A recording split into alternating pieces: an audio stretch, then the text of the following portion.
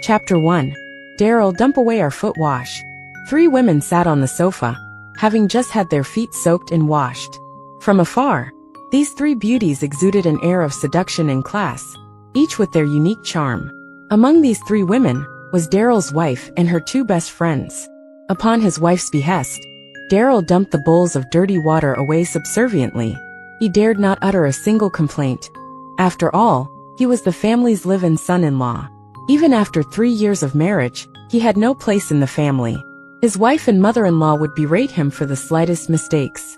Even a mutt would have a higher standing in the family than he did. Daryl and Lily Linden were husband and wife for 3 years, but only in name, for they have not consummated their marriage. He has not even felt the touch of her hand. Every night Daryl slept on the floor, because of how heartily Lily despised him. Washing, cooking, cleaning the rooms, every single household chore was Daryl's duty. Once, he accidentally broke a bowl while cooking, and was berated by Lily for half an hour. There was also a night when Daryl had to use the bathroom, and unintentionally woke Lily up, and she slapped him hard on the face without any hesitation. That was the first time in his life that Daryl got hit. Since young, his parents could not even bear to lay a single finger on him. He was angry, yet he had to keep his fury to himself. All he could do was apologize profusely to Lily. In the end, he was punished to kneel the entire night. It has been 3 years now, and Daryl had gotten used to this lifestyle. Who else did he have but himself to blame for becoming a live-in son-in-law? Worse still, having lived day in day out with Lily for 3 years, Daryl found himself unwittingly in love with her, even though he knew full well that she despised him and treated him like trash. Daryl was initially the second eldest son of the Darby clan, known as the largest clan in the Jiangnan region. 3 years ago, he had used $8 million in cash to purchase an 8% share in a company called Southeast Petroleum. During that time, hundreds of members of the Darby clan had scolded Daryl. Some called him mad. Some even accused him of harboring bad intentions, wanting to siphon the family fortune for himself. Ultimately, the clan agreed in unison to disown Daryl, including his parents, and erase them from the clan records. During these 3 years, Daryl felt the volatility of relationships. Old and dear friends were constantly looking for ways to avoid him. He had no choice but to resort to becoming a live-in son-in-law for the sake of his livelihood. He has never mentioned this matter to a single soul, not even to Lily. "My dear Lily, you've certainly trained your husband well," said Jade, one of Lily's best friends. Lily let out a cold chuckle. "Are you talking about Daryl? The mere sight of him disgusts me. Other women marry into affluent families. Meanwhile, it's just my luck to be stuck with a piece of trash like him. Look at how uncouth he is. Just one look is enough to tell you that he's a peasant from the countryside. Bringing him to the Linden clan's annual gathering tomorrow would be an embarrassment." Jade could not help but sneak a glance at Daryl. Indeed, all he had on were bargain goods, looking absolutely shabby. Jade laughed. "All right, Lily, enough about him. On a more serious note, I heard that there have been some issues with your company lately." Lily nodded solemnly. "Last month, we lost millions trying to start up a fashion business. Now the company is short on funds, and is in dire need of $5 million. We've got to find an investor within a week to finance our company." "My dear Lily, who's willing to fork out $5 million in a week to finance you?" sighed Jade. Lily did not reply. Instead, she noticed that Daryl, who had completed his task, was eavesdropping on their conversation. She shot him a sharp stare and said coldly, "Daryl, who said you could be here? Get lost and have my clothes washed." "Wash my jeans too. They're in my luggage," chimed in Jade as well. Daryl dared not complain, and proceeded to place their clothes into the washing machine along with his. Tomorrow was his high school reunion, and he had to put a little effort into looking presentable at the very least. As he was thinking about the reunion, his thought was interrupted by the buzzing of his cell phone. He checked his cell phone, and saw that he had received a text message from a number ending with 6 8s. His eyebrows furrowed upon seeing the number. "Isn't this the Darby clan's number?" he thought. Daryl opened the message in curiosity, and was shocked by reading it. "Oh, our second young master, please help our clan. The Darby clan is in dire need of funds, and we really need your financial support." Preposterous. Daryl furrowed his eyebrows and thought to himself, "Just 3 years ago, I was banished by the clan. And now with nothing to my name and $20 in my pocket, they want my financial support? What use am I to them? Daryl's thoughts were once again interrupted by the buzzing of his cell phone. It was another message. Young master, please, I'm begging you to help your clan.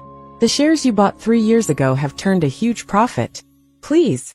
We're doomed without your support. What? Daryl was taken aback by that message. He quickly took out his Amethyst Bank black card at a speed he never knew he had. The card had been in a state of disuse for 3 long years. It was a status symbol for the rich, for every card has its own dedicated customer service representative. He hastily dialed up the bank's customer service. Greetings, Mr. Darby. How may we assist you today? Answered a sweet feminine voice. Quick, give me my account balance. My pleasure, sir, please wait a moment, replied the lady. Within seconds, the lady spoke again. Mr. Darby, your total account balance has a large sum above our checking limit. If you could kindly come to our bank's VIP section with the appropriate identity verification, we would be glad to assist you. Before the lady could finish her sentence, Daryl had already hung up the call. Total account balance has a large sum, laughed Daryl while entertaining his thoughts. Who would have thought that this investment 3 years ago, which caused his banishment, would lead to such a pleasant surprise 3 years later? The added mystery of not knowing the exact amount of this large sum of money fueled his excitement. Lily, look at Daryl checking his account balance on the phone, laughed Jade uncontrollably. Lily laughed as well. I give him an allowance of $200 a day. I suppose he's saved up quite a sum over the past 3 years. Oh Lily, just treat it as if you're rearing a dog, said Jade, prompting the 3 women to laugh in unison. Daryl ran to his wife in excitement and said, your company lacks $5 million, right? How about I find a way to solve this issue? Jade burst out laughing with no end in sight. She merely glanced at Daryl and said, Daryl, can you even comprehend the value of $5 million? Dear Lily gives you $200 every day. If you can somehow fork out $5 million, perhaps I should start calling you Daddy. Oh really? Said Daryl with a sly grin. In that case, you better keep what you said in mind. Lily could not stand him any longer. Daryl must have lost his mind. Standing among them looking like a peasant bothered Lily. She impatiently waved her hand. Get lost, stop being an eyesore around us. Oh, he reacted and left without saying another word. Daryl was unable to sleep that night due to the excitement. He dared not believe that such good news would appear out of nowhere. He was determined to head to the bank in person to check the balance for himself. Daryl tossed and turned until dawn before barely falling asleep. However, halfway through his sweet slumber, came the voice of his mother-in-law reverberating from the living room. Daryl, wake up and send my daughter to work. Daryl heard his mother-in-law, Samantha's voice in his sleep. He assumed that it was just a dream, and simply turned his back and continued his slumber. At this moment, the bedroom door opened, and in came Samantha giving him an impatient kick. Are you deaf or dumb? Didn't you hear me calling you to send Lily to work? Said Samantha coldly. Daryl had to admit, Samantha was a beauty in her 30s. She took great care to maintain her looks. Daryl drowsily got up from the floor and stared at Samantha with a dumbfounded look on his face. After 3 years of marriage, not once have I gone out with Lily, for she found me to be an embarrassment, and now out of sudden, she wants me to send her to work. Daryl thought to himself. It was right at that thought when Lily herself came into the room, dressed in her business attire. She stomped her feet in a rush. Are you deaf? Be quick. Or is it that you're not willing to send me? I'm willing. Daryl said. He nodded his head nonstop. He hastily put on a change of clothes, got on his electric bike, and drove Lily to her office. Lily was filled with fiery rage due to her company's lack of funds and the urgent need for a $5 million investment. However, she was not able to find an investor, and now her company is facing bankruptcy. An emergency meeting of shareholders was called to deal with this issue, and as the general manager of the company, her attendance was mandatory. It was only when she stepped out of the door in the morning that she realized that she had lent her car to Jade. As a last resort, she had no choice but to have Daryl send her to work. Chapter 2. Can't you go any faster? I'll be screwed if I'm late, said Lily impatiently at the sight of Daryl's slow-moving vehicle. As the words left her mouth, Lily began to regret them. Daryl threw his sheer will pushed his busted-up bike through its limits. The speed of the bike was too much for Lily, and she could not help but hold on tight to Daryl's waist. The sudden hug caused Daryl's body to quiver all over. After 3 years of marriage, this was the first time they had physical contact with each other. A surge of excitement welled up from within him from Lily's pressure on his back, prompting him to accelerate his bike even faster. Eventually, the couple arrived at the office building's main entrance, and Lily breathed a sigh of relief upon their arrival. As she was about to get off the bike, came the thunderous roar of an engine. An Audi Q5 pulled up and parked itself beside the bike, and a man stepped out of the car. Ashton Adagio locked his car and adjusted his suit. He walked toward Lily and pointed at Daryl. "Dear Lily, who is this man?" "He's Daryl," replied Lily gently as she got off the bike. The wedding that took place between Daryl and Lily got the entire Donghai city shaken up. There was not a single soul in Donghai city that was not aware that the gentle and beautiful Lily Linden had wet a piece of trash. "Oh, so he's that piece of trash," said Ashton with a cold snort. He took off his jacket and handed it to Lily. "Poor Lily, it must have been cold on the way here. Put this on. I've even gotten a gift for you." Ashton went back to his car and got out a rather fancy-looking box. The box contained a seemingly magnificent pair of high-heeled shoes made out of crystal. Whoever has it on would surely emanate a sense of elegance and class. Several years ago, the Darby clan was also into the fashion business, and thus Daryl got to know numerous renowned designers. If his memory served him right, this pair of heels was designed by a British designer, Mina, who named them the Worship of Crystal. Only 99 pairs were made that year, and all of them were bought upon release. They were mostly bought by prominent families. Even if one were to have the money now, it would be impossible to have access to a pair. The ones in Ashton's hands seemed like the real deal, but the production quality had some minor rough edges. It was obviously a replica. "Lily, I know that you've always liked this pair of heels, but woe is me. I've looked high and low, but could not find the real thing," Ashton said as he handed over the heels to Lily. "Therefore I spent 300,000 to have this replica made. Wear them for now, and give me a month to buy you the real ones." "There's no need," said Lily lightly while accepting the pair of heels. "There's no way you can find the real ones for sale. Even if you did, the price would be outrageously high. A pair was sold for 30 million in an auction just last year. So there's no need to waste any more of your time. I think this pair of replicas is already pretty nice." "Ah," gulped Ashton. Indeed, with his total net worth of roughly 30 million, there was no way he could use it all for a pair of heels. All he could do then was let out an awkward laugh. It was at this moment that Daryl barged over, snatched the pair of heels, and threw them onto the ground. "My dear wife, let's not take other people's stuff. If that's what you like, then as your husband, I shall buy it for you," said Daryl as he held onto Lily's arm, dragging her toward her office building. "Daryl, what the heck are you talking about?" hushed Lily. They were standing at the main entrance of the office building, and as general manager, she had to keep her temper in check. She subconsciously tried to free her arm, but Daryl's grip was too tight. "Stand right there," shouted Ashton in a hurry. The shoes cost him 300,000 bucks. He was not going to let it slide. "What's the meaning of this?" said Ashton as he strode to the couple, pointing and shouting at Daryl. "If you had broken this pair of heels, not even selling your kidney would make up for it. Do you know that? First off, Lily is my wife, kindly stay away from her. Secondly, if my wife is cold, she can have my shirt." Upon finishing his sentence, Daryl grabbed Ashton's jacket and tossed it onto the ground. "And finally, anything my wife likes, I'll provide. A woman of her standard would not stoop so low as to wear replicas. Tonight I shall present her with the real Worship of Crystal." "You're a real idiot. Even the replica costs 300,000. Judging by your wreck of a bike, how dare you even pretend to be able to afford it?" Ashton was instantly filled with rage. As the heir of the Adagio clan, no one dared speak to him in such a manner for years until now. The most infuriating of all, Daryl went so far as to ignore him and dragged Lily into the building. Ashton kicked Daryl's bike so hard that it toppled over.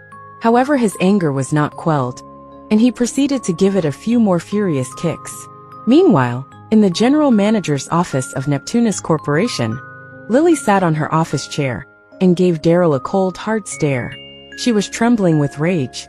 Ashton was a real estate mogul, and backing him was none other than Jiangnan's #1 clan, the Darbys.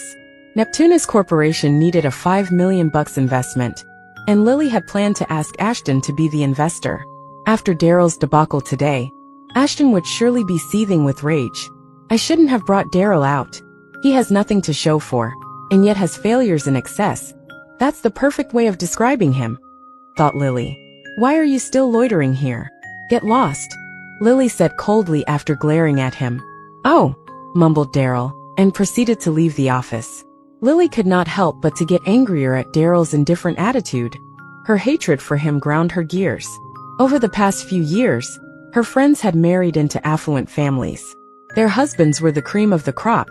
Even the worst among them had at least 2 houses, and the best with a net worth of billions. Lily felt more and more wronged at the thought of Daryl. Her extended family would surely ridicule her again, because of him during tonight's clan gathering. Who smashed my bike? Howled Daryl below the building. The bike had been with him for 3 years. Daryl rode it to get groceries every single day, and now it pained him to see it in such a smashed and broken state. Without a second thought, it was clear that it was that bastard Ashton's doing. At that moment, a few ladies dressed in business attire walked by in their high-heeled shoes. They were employees of Lily's company, and they were now pointing and gossiping at Daryl. Look, ladies, isn't that Ms. Linden's husband, Daryl? It is him. I was there at her wedding. Look at him mourning his broken bike. Those ladies could not hold back any longer and laugh at him. Daryl did not even notice their presence, and gently patted his bike. Sigh. My bike, bro, don't you worry. I'll avenge you for this, don't worry. While he was comforting his bike, he took out his cell phone and dialed his clan's number. Hey, it's Daryl. I'm willing to help the clan, but on 2 conditions. First, get me the worship of Crystal. Next, there's a man named Ashton Adagio who operates under our clan, right? I want to see him with nothing left to his name. Right after the call ended, he received a text message from Lily. It contained only a few words. Tonight is the Linden clan's annual gathering. Get a new set of clothes, don't embarrass me. At a seaside villa by the eastern seacoast, where one can take in the entire sea view. It was here that the patriarch of the Darby clan invited Daryl for a meeting. Daryl sat on a rocking chair without a care in the world, while Darby clan's patriarch sat across him. This man was Drake Darby, Daryl's paternal uncle. Upon seeing Daryl's sitting posture, Drake let out a chuckle. Oh, Daryl, even after all these years, you're still the same carefree boy. Uncle, let's cut to the chase. I have other matters to attend to tonight. You mentioned that the family fortune is in debt, so tell me how much. Daryl picked up a huge cherry, placed it in his mouth, and started chewing on it. Well, it's not exactly a huge amount, drifted Drake while scratching his head. As the patriarch, surely he has been through a lot of important meetings, but given the circumstance that he was the one requiring assistance, he had to exercise a certain amount of caution. We're just $3 billion in debt. What? $3 billion? Thought Daryl. Uncle, I have other matters to attend to. I should be heading out, said Daryl gloomily as he stood up, preparing to leave. Oh dear Daryl, said Drake in a hurry. Daryl, our clan needs the funding. Without it, everything we've built would be ruined. The 2 conditions you've mentioned will be met. Ashton Adagio will be left with nothing by tonight, and the worship of Crystal is already on its way. Uncle, I want to help you, but where in the world would I have such an amount of money? Said Daryl, letting out a long sigh. Daryl, do you want to see our clan crumble in front of your very eyes? You have $3.2 billion in your bank account. Drake was truly desperate. We can't forget our roots. Daryl was all smiles, but after hearing those words, it slowly faded away. Uncle, back when I bought the shares for Southeast Petroleum, your wife said that I was up to no good, and that I planned to have the family fortune transferred to myself. Hundreds of my family members berated me, and got me banished from the clan. Was there anyone that tried to defend me? You guys know damn well that every single penny of the $8 million I had used to buy the shares was earned by myself. They were never part of the family fortune. All these years I've been treated like I'm less than a mutt for being a live-in son-in-law. Did any of our family come to help? If it wasn't for the lack of funds, you guys would have forgotten about me. Daryl clenched his fists, expressing himself word by word. Daryl, We were wrong to banish you, we sincerely apologize. But right now our clan is in dire need for your funding, said Drake as he stepped forward, holding onto Daryl's arm. He took a deep breath and continued, Daryl, as long as you're willing to support our clan, as patriarch I will grant you the position of president of Platinum Corporation. Give me your identity card, and head over to Platinum Corporation's office building tomorrow. A secretary will be there to fill you in on the details.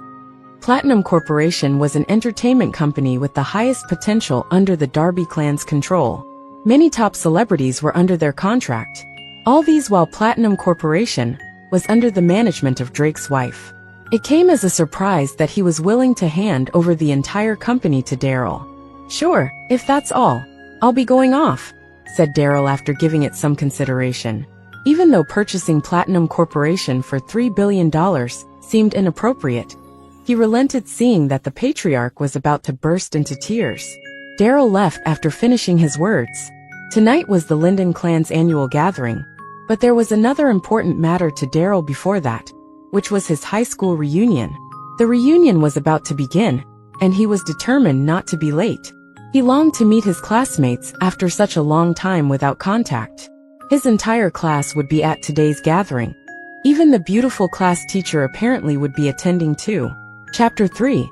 Meanwhile, at Neptuna's corporation, Lily had just left the meeting room after finishing her meeting with the shareholders when she saw her female employees talking and laughing at their cell phones. How dare they shrug their duties during working hours? Lily walked toward them intending to reprimand, but instead, she saw that they were watching a video, and in that video was none other than Daryl. My bike bro, don't you worry. I'll avenge you for this. In the video, Daryl was caressing his bike with a face full of sorrow. Haha, this guy is hilarious, who is it? You don't know? It's Miss Linden's husband. What? Do you mean that piece of trash Daryl? So I've heard that she was married to a piece of trash. The ladies were happily gossiping away, when one of them stood up and did a mimicry of Daryl. I don't suppose you girls know that earlier today when I just arrived at work, I heard Daryl said he was gonna buy the worship of crystal for Miss Linden. Ha ha ha, that is such a huge joke. Yeah, look at how uncouth he is, so distressed over his broken bike. The worship of crystal costs 30 million. He'll have to work several lifetimes for that amount. Their discussion was in full swing when one of them turned around and noticed Lily looming over them. The expression on their faces changed in an instant. Sorry, Miss Linden, we'll get back to work. Lily bit her lip tightly, trying hard to put up with the humiliation.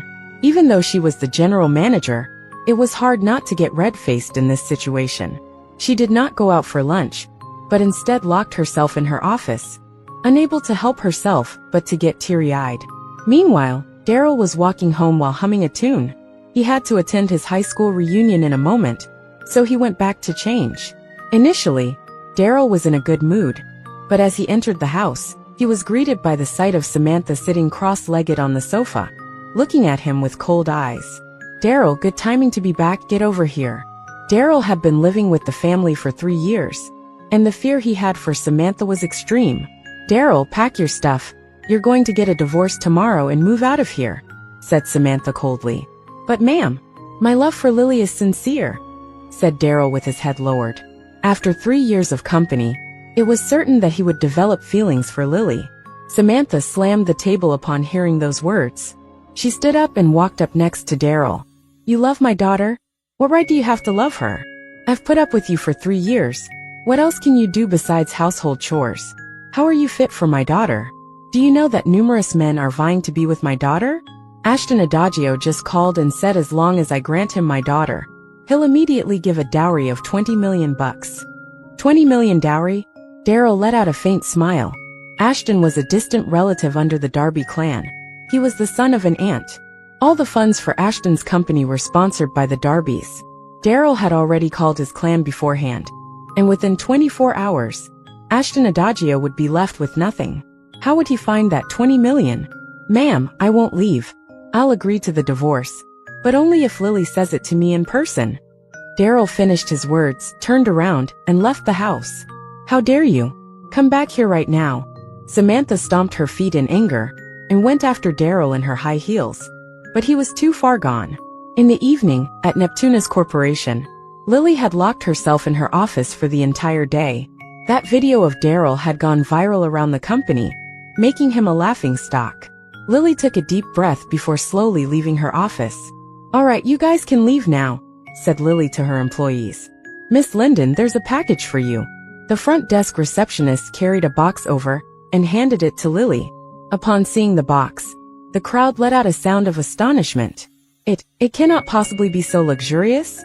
How can a mere delivery package be gilded? Wow, what delivery package is this? Yeah, Miss Lily, it's my first time seeing a gilded delivery package. Surely it must be a gift from someone. Open it up and let's see, Miss Lily. Although Lily was stern at work, she maintained a good relationship with her employees. Everyone was curious about the package. It was as if the entire office had formed a crowd around her. Lily wondered as well. She had never bought stuff online. Where could this package have come from? Seeing that everyone was excited, Lily let out a little smile and gently opened the box. It was at that instant when everyone was stupefied. There was pin-drop silence for about 10 seconds before everybody suddenly spoke in furor. This is the worship of crystal? It can't be. The globally limited to only 99 pairs and sold for up to $30 million. That worship of crystal? It's so beautiful. Miss Lily, you're such a fortunate lady. They were discussing among themselves, but Lily herself could not utter a single word. She had been fond of this pair of heels for many years. One look was enough for her to determine that it was the real deal. How was this possible? Lily stepped back in disbelief. It was as if she was in a dream. Unless Ashton had sold his company and gifted her this pair of heels? The thought of that touched Lily's heart. If she wore the worship of crystal to tonight's gathering, she would surely be the talk of the place. Donghai City Fluria KTV. This KTV is one of Donghai City's famous entertainment centers. Buying power was very high. Those who came are all famous people, filling up the entrance with their luxurious cars. It was here that Daryl would be attending his high school reunion. Daryl rode his newly bought electric bike here.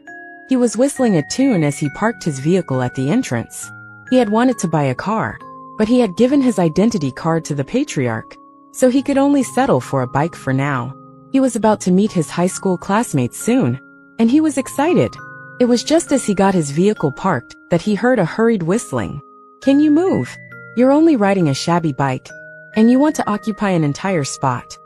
A BMW 5 Series stopped by the side. The driver stuck his head out of the window and called out to Daryl. The man and Daryl locked eyes and were surprised to see each other. "Class monitor," said Daryl as he ran toward the car. The man inside the car was none other than Daryl's high school class monitor, Clifford Conway. "Daryl, what happened to you?" Clifford got out of his car and looked Daryl up and down before he merely let out a cold laugh and hastily went into the KTV. Daryl awkwardly called out to him, wanting to strike up a conversation, but Clifford had no intention of acknowledging him. The two of them walked to the reserved KTV room one after another. The rest of the class had already arrived, and they turned their heads toward the door upon seeing their arrival. "Class monitor is so handsome now? Truly a successful man." The room turned lively upon his arrival. They were all crowding around Clifford. Clifford was wearing a suit, and it looked expensive. Most importantly, he was holding a BMW car key in his hand. Meanwhile, Daryl, who was cast aside, was dressed in bargain goods, and in his hands were merely keys for an electric bike. His appearance was no different from a delivery person. No one even cared to acknowledge him. It was truly an awkward moment. However, Daryl did not care for such things. His eyes scanned the vicinity. After not seeing them for so many years, his female classmates were prettier than the other. The prettiest of all, however, was still Giselle Lint. Giselle was the class's goddess. She frequently wore jeans that accentuated her firm figure. Her beauty was unrivaled. A few years without seeing Giselle, it seemed that she had acquired a touch of maturity, exuding an air of gentleness. She wore skin-tight jeans to the reunion, further enchanting any onlookers. Clifford also took notice of Giselle, and was hooked almost immediately. He could not help but ask, "Giselle, you're so charming. What are you up to these days?" Before Giselle could reply, a lady nearby had already replied first. "Class monitor, you should know by now that Giselle is going to be a celebrity. She is signing a contract with Platinum Corporation soon." Whoa, the room was in an uproar. Who in Donghai City has not heard of Platinum Corporation? Several A-list celebrities were all under them. To be fair, Giselle was a beautiful woman. Compared to the other A-list celebrities, she was not any inferior to them at all. Daryl was excited upon hearing Platinum Corporation mentioned, for when tomorrow comes, that company would belong to him. On that thought, Daryl smiled and approached Giselle, wanting to sit beside her and have a chat. As he sat down, he saw Giselle frowning, giving him a contempt look as she said, "Can you not sit here?" "Oh." Daryl stood up slowly. "Is someone sitting here?" "Nope, I just don't want to sit beside you," Giselle replied coldly. "Daryl, you're attending our high school reunion. Can't you at least put on some decent clothes? Isn't it dirty wearing those bargain goods?" Chapter 4. Damn you. I just washed this set of clothes yesterday, and now you're saying it's dirty? Daryl thought to himself. He was about to voice his opinion, but before he could do so, he was dragged away by Alex Armstrong. The two were close friends back in high school. They had fought together, and even ditched classes together. Alex might be the only one tonight that was not disgusted with Daryl. Dragging Daryl to a corner, Alex shook his head and said, "Bro, I'm telling you, a girl like Giselle isn't the type for us to get hung up on. Aren't you asking to be ridiculed for simply sitting beside her?" Daryl said nothing and merely chuckled. They wined and dined the whole night through, and the evening passed by quickly. Giselle was a little tipsy, and under the crowd's pressure, she picked up the microphone and sang while gently swaying her body. Her appearance was sensual and seductive, striking awe at the men around. Giselle was truly a beauty. It was only at night when they decided to call it a day. The class teacher could not make it, as she had something on at the last moment, so they agreed to have another gathering next Monday. As they left, all the men were vying to send Giselle back. However, when they arrived at the entrance, she got on her own Porsche and left the scene, leaving them stupefied. "Such a beauty," mumbled Alex at the side. "Daryl, no wonder you wanted to sit next to her. I wouldn't mind having my life shortened by 10 years if it means I could spend only a night with her." Daryl let out a cold laugh. "So Giselle intends to go to Platinum Corporation tomorrow to have her contract signed? Excellent," thought Daryl, as he too had planned to go there to claim his title of president. His thoughts were cut short by the sudden ringing of his cell phone. The crowd laughed upon hearing his ringtone. What era was it for somebody to still be using an old Nokia phone? Daryl hastily answered the call upon seeing the number displayed. Before he could speak, the voice of his mother-in-law, Samantha, came from the other side. "Daryl, do you know that tonight is our clan's annual gathering? Do you want our entire family to wait for you? Get your ass back here immediately." Daryl let out a wail. He had completely forgotten about the gathering. He quickly got on his scooter in front of his classmates and sped away. Even though he was quite a considerable distance away, he could still hear the voices of his female classmates laughing at him. A Land Rover was parked at the gate of a high-end residential community in Beihai City. A beautiful woman was standing in front of the car, looking at her phone impatiently. "I'm back," said Daryl, struggling to catch his breath. He stopped his scooter and ran toward Lily. He could see that she was wearing the worship of crystal on her delicate feet. It seemed that she really liked the gift as she put it on so fast. However, Lily merely gave Daryl a cold glance. "I'm warning you, today is the Linden clan's annual gathering. You best keep your mouth shut and not embarrass me." "Oh," acknowledged Daryl. Daryl had barely gotten in the car when he heard another complaint. "Daryl, don't you have a suit? Do you know how embarrassing it is to wear such bargain goods?" asked Samantha coldly. Samantha was wearing a short dress that accentuated her beauty, a touch of maturity combined with seductiveness. She was truly an elegant sight to behold. Daryl shrugged his shoulders without saying anything. Samantha flew into a rage upon seeing Daryl's indifferent behavior. "Are you deaf or dumb? Look at how worthless you are. Having you marry my daughter has cursed our family for 8 generations." "Mom, don't be mad," said Lily gently while driving. "How can I not be mad?" said Samantha as she pointed at Daryl. "I'm ordering you, after tonight's gathering, immediately go to the marriage registry and settle your divorce. Stop hanging around my house. Do you understand me?" Daryl sat there speechless. At that moment, over 100 cars were parked outside the Linden clan's villa, and without exception, all of them were luxurious cars. When Lily and her family arrived, the hall was already filled with people. Several people went up to greet Lily upon her arrival. During such occasions, Daryl was treated as if he was invisible. No one cared to acknowledge him. However, he did not mind that, for he was only here to join in the fun. Once the food arrived, he was ready to dig in as much as he could. However, some people enjoy causing trouble when there is none, such as William Linden. He appeared to have something against Daryl. Every time they meet, he would hurl a couple of insults at Daryl. "Yoo-hoo, aren't you Linden clan's good little son-in-law, Daryl?" asked William as he walked from afar, purposely speaking in a loud tone. "Daryl, I might have seen the clothes you're wearing at the bargain bin. What are they, $10 each?" William's words made Daryl the focus of the entire hall. They gawked at him, as if he was a monkey. "Mind your words, this cost me $19, mumbled Daryl. The crowd let out a burst of roaring laughter. A few ladies who tried to maintain their composure ultimately caved in and laughed. "Just shut your mouth," said Lily in a hushed tone. She could feel her pride besmirched by Daryl yet again. If not for the clan rule that every single member of the family must attend the gathering, she would not have even allowed him to come. "Oh, Lily, it's not that I look down on your family. I don't even care that your husband is wearing something that is only $19. The dress you're wearing, however, can't cost more than $1,800. William laughed. "Wouldn't you feel embarrassed wearing such a low-end dress? Do you see the suit I'm wearing? It's a tailor-made Ermenegildo Zegna. Do you know how much it costs?" William stuck a few fingers out and shook them in front of Daryl and Lily. $700,000. Wow. William's words triggered the crowd to cast an admiring stare. The ladies were awestruck, and the men were envious of him as well. Lily bit her lip tightly. Indeed, her dress had only cost her $1,200.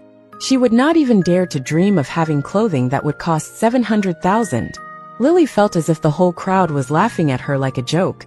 Her beautiful face showed a hint of blush. Out of a sudden, Daryl walked toward William and gave his suit a light touch. "Are you mad?" William exclaimed as he flew into a rage. "You have no right touching this suit." Daryl merely smiled and said, "I think the suit you're wearing isn't appropriate for the occasion. This suit was designed by a famous Italian fashion designer named Francesco Martin. There's only one in existence, and it's currently housed in the Italian Fashion Museum. Hence the one you're wearing is a replica, and not just that, it's a crude imitation. There's an uncut thread on your right pocket. You may take off that thread now. If my calculations are correct, this suit is only worth $200. Even my wife's $1,200 dress has better quality than your suit.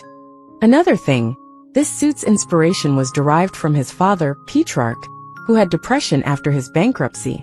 He felt that the world was distorted. Therefore the stripes on this suit are crooked to represent his perspective of distorted reality," he continued. "The fact that you're wearing this suit today, are you hoping for the Linden clan to go bankrupt as well?" said Daryl as he smiled. His voice was not loud, yet his words echoed throughout the hall. Silence. Total silence. The crowd was shocked by his words. They found it hard to believe that those words came out of Daryl's mouth. "Oh right, another thing I forgot to mention. My wife isn't too demanding with her clothes, but her standard for shoes is immense." His words came one after another. "The heels on her feet is the worship of crystal. If you've never heard of it, you can read it up online." "Wow, the worship of crystal?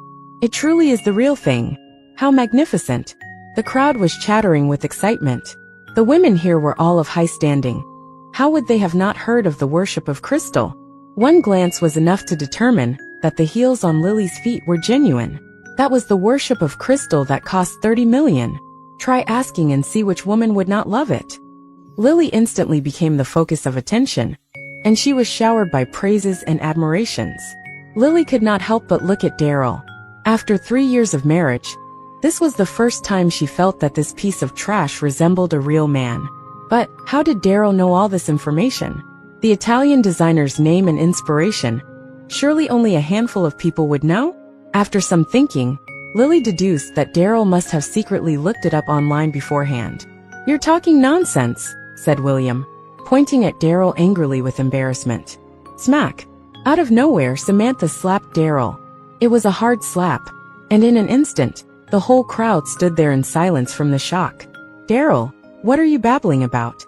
Apologize to William right now," Samantha demanded coldly. Chapter 5.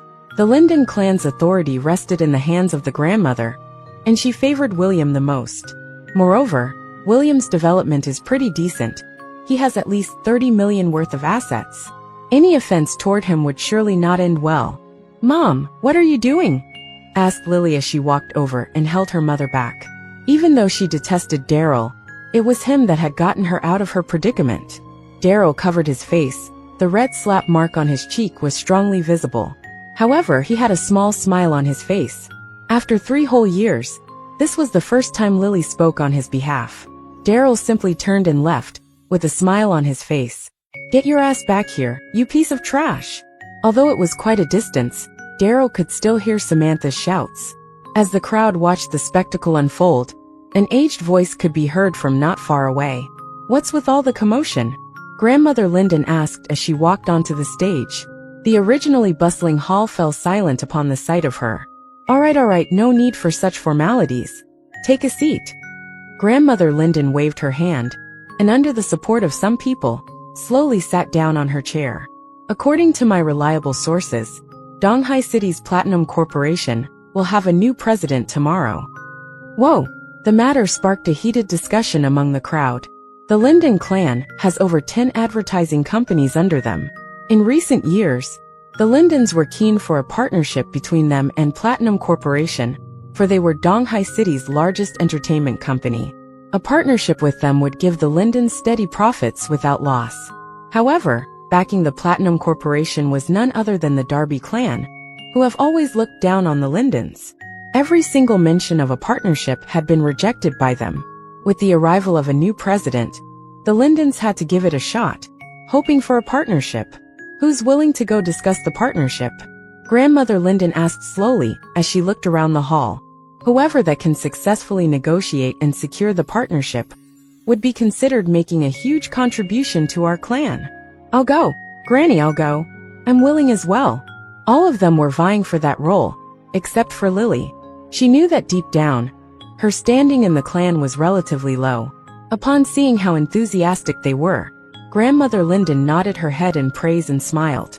She pointed at William and said, "William, why don't you go over there tomorrow and give it a try?" William let out a wide-eyed smile and nodded excitedly. Daryl left alone and took a cab back home to sleep. He had to make up for the lack of sleep last night from the excitement of discovering that he had made a fortune. Daryl slept especially soundly that night. The very next morning, he left for Platinum Corporation on his scooter right after preparing breakfast. Uncle Drake had already told him that Pearl Han, the secretary, would be at the company waiting for him. Platinum Corporation was situated in the bustling central business district of Donghai City. At the entrance of the company parked a row of luxurious cars, and quite a number of them belonged to the celebrities signed under the company. It was company policy that every celebrity had to report to the company every day. If there were an emergency, they had to apply for leave. Therefore, paparazzi frequently hang around the building, hoping to snap some celebrities' photos and sell them for a profit. If they managed to capture anything gossipy or scandalous, they would be able to make a huge profit. "Damn, riding this scooter here surely seems uncouth. I should get a car," thought Daryl as he parked his scooter at the company's entrance. Suddenly came the roar of an engine, followed by a bang that nearly sent Daryl flying. Daryl turned around and saw that a Porsche Cayenne had knocked his scooter. The Porsche was barely scratched, but the back of his scooter was completely dented. Son of a b****tch. My newly bought scooter. Broken again, thought Daryl, as he felt like weeping but had no tears. He noticed a crowd started to form around him, judging and watching the commotion. "Do you know how to drive?" said a beautiful lady, as she stepped out of the car. "Wow!" Sounds of exclamation came from the crowd. The appearance of this woman drew all their attention. She was wearing a sheath dress and a pair of high heels. Her figure was alluring and toned. A woman like her would surely be the focal point wherever she went. "Giselle!" Daryl exclaimed. Giselle was here to sign her contract. Daryl smiled. Although she crashed into him and broke his scooter, it was a good thing that none of them were injured. He did not want to pursue this matter further, and was about to walk over to greet Giselle when she saw that it was him. "You, Daryl, what are you doing here?" Giselle furrowed her eyebrows and thought that Daryl must be a security guard at Platinum Corporation. "Are you blind? Do you even know how to drive?" said Giselle, full of spite. Her car was only 1 week old. Although it was only a minor scratch, she still felt hurt for it. "But you're the one that knocked into me," said Daryl helplessly. "Why are you blaming me for it? What's going on here?" Suddenly came the voice of a middle-aged man. It was the head of security, who had brought his guards with him to the scene. The head of security was shocked to see what had happened. A crash between a scooter and a Porsche? He deduced that this beautiful lady was a celebrity, here to sign a contract. She must not be offended at any cost. At the thought of that, the head of security pointed at Daryl and shouted, "What do you think you're doing? Don't you know that Platinum Corporation bans the entry of scooters into the premises? There's such a rule." "Who made it?" Daryl asked coldly. "Who made it?" "I made it." The head of security stepped forward, apologized to this lady immediately. Upon hearing what the head of security said, Giselle smirked and pointed at Daryl. "He must be the new security guard." The head of security was stunned and took a good look at Daryl. He was dressed in bargain goods and rode in on a scooter. He must be here to apply for the position of a security guard. "Don't worry, miss, I won't be hiring him," the head of security assured as he patted his chest. He looked back at Daryl and said, "Today is your first day on the job? Then let me declare that you're fired." This was not a healthy general practice for the company. Daryl shook his head. The head of security was such a mean snob. "I would like to see you try to fire me," said Daryl slowly with a grin. "Do you even have the authority to fire someone?" "You." The head of security pointed at Daryl. Surely this punk was mad? Indeed, the head of security has no authority to fire anyone. But if Daryl was here to apply for the position of a security guard, as the head of security, he would not be giving him a good time. "Daryl, you're such a disgusting person," said Giselle as she stomped her heels toward Daryl, eyeing him with contempt. "If the head of security can't fire you, then surely the deputy manager would be able to?" After finishing her words, Giselle took out her cell phone and sent a text message. Within moments, a lady dressed in business attire came walking out of the company building. This lady was attractive, and her height was roughly 165 centimeters, and over 30 years of age. She was dressed in business attire and wore black high-heel shoes, accentuating her femininity and maturity. Miss Peach. Upon seeing the business lady's arrival, all the employees and security guards bowed and greeted her one after another. This lady was Platinum Corporation's deputy manager, Penelope Peach. "Aunt Penelope," said Giselle, as she stepped forward to greet Penelope. It was because Penelope was Giselle's aunt, and through her connections as deputy manager, got Giselle a contract with Platinum Corporation. Penelope nodded her head in acknowledgement, and turned her attention to Daryl and said, "Apologize to Giselle." "What?" Daryl felt that it was a funny moment. He asked, "Why do I have to apologize? Who are you?" This guy must have hit himself on the head. Can't even recognize the deputy manager, whispered some of the employees. "Yeah, is he looking for trouble by not apologizing?" Penelope stared at Daryl with cold eyes and frowned. "You're here to apply for the position of a security guard, yes? Who hired you for this job? It does not matter. Since you're not willing to apologize as deputy manager, I hereby inform you that you're fired. Get on your scooter and get lost." "Me? Get lost?" Daryl pointed at himself and laughed. "Are you deaf? Can't you understand?" Giselle said coldly through her teeth.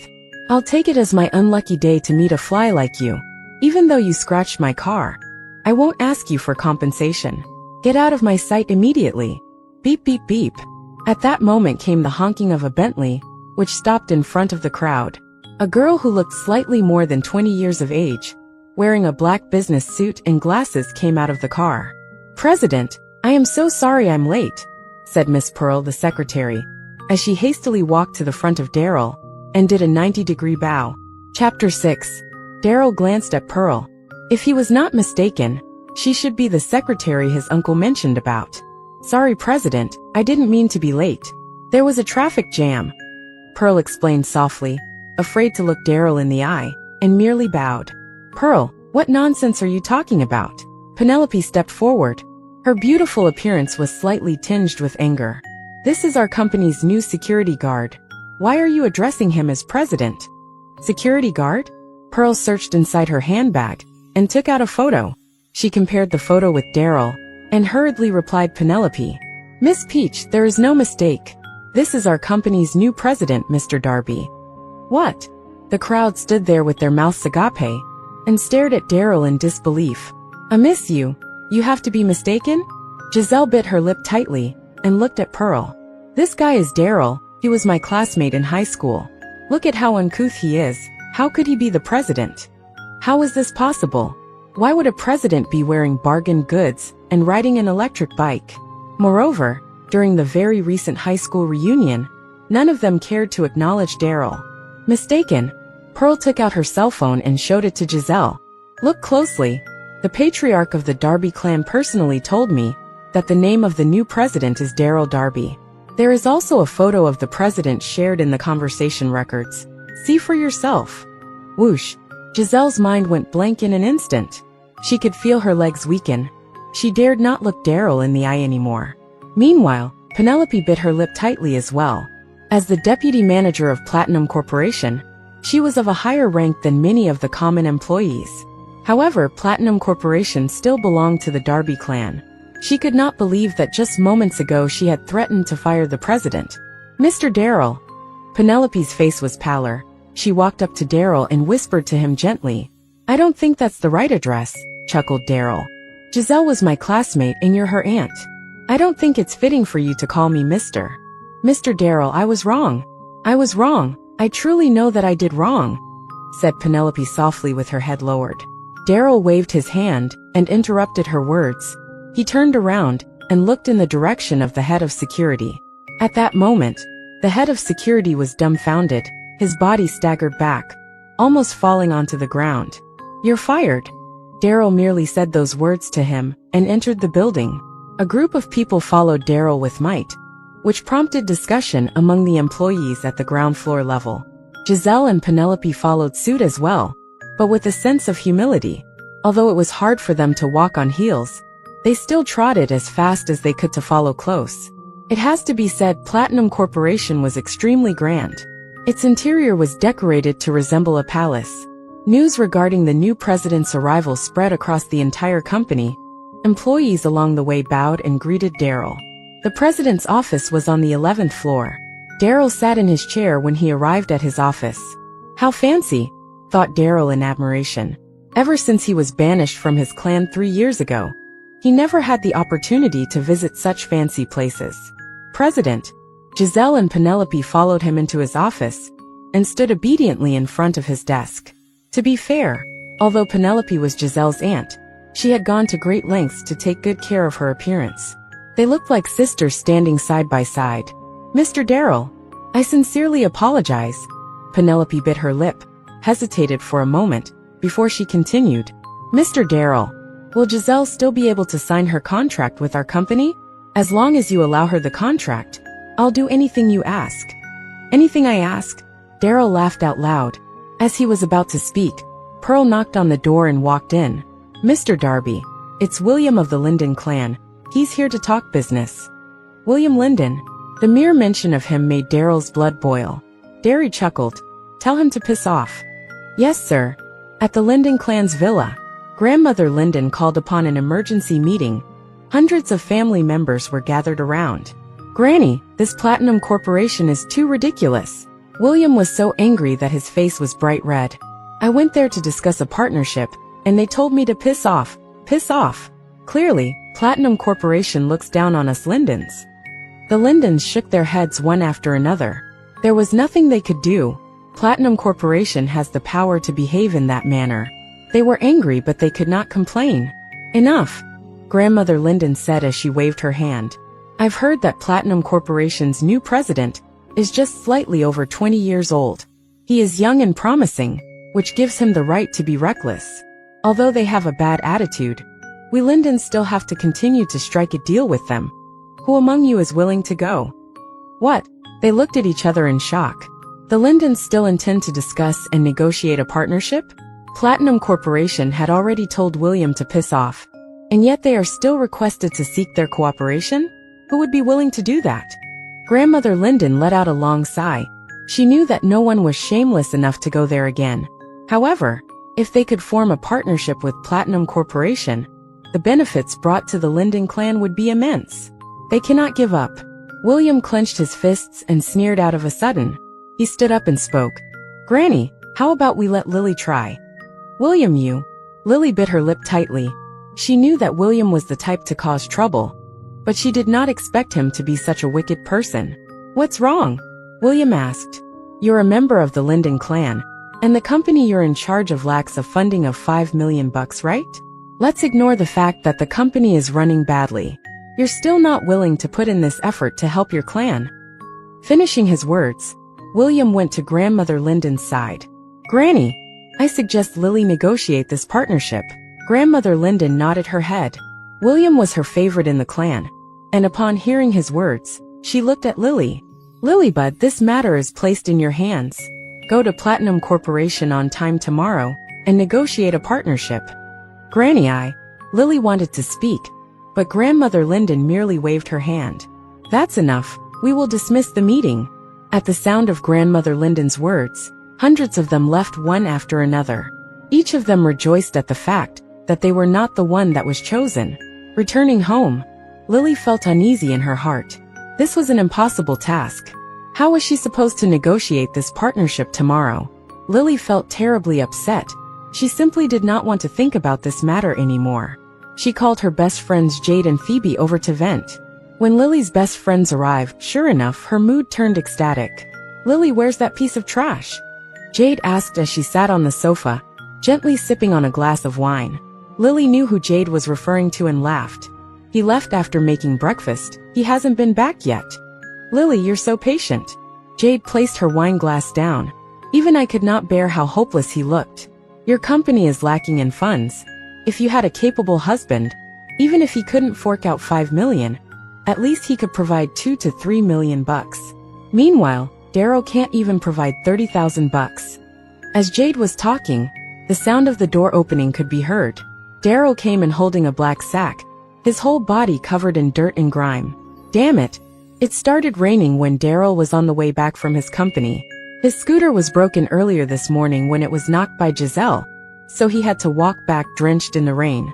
Yo, speaking of the devil, said Jade as she glanced at Daryl. Daryl could not bother to acknowledge her. Instead, he just placed the black sack on the sofa. Daryl, you still dare to show your face around here? Said Samantha as she came out of her bedroom, looking angry. If it was not for Daryl's conflict with William, why would William suggest Lily be the one to negotiate the deal? Samantha glared at Daryl. You're behaving more and more improper. Putting aside your conflict with William during yesterday's gathering, you still dare to show your face around here? Don't you know that you're leaving your footprints everywhere in the house by wearing your shoes inside? Another thing, that ugly bag of yours is so dirty, and you just place it on the sofa? Do you still want to live here or not?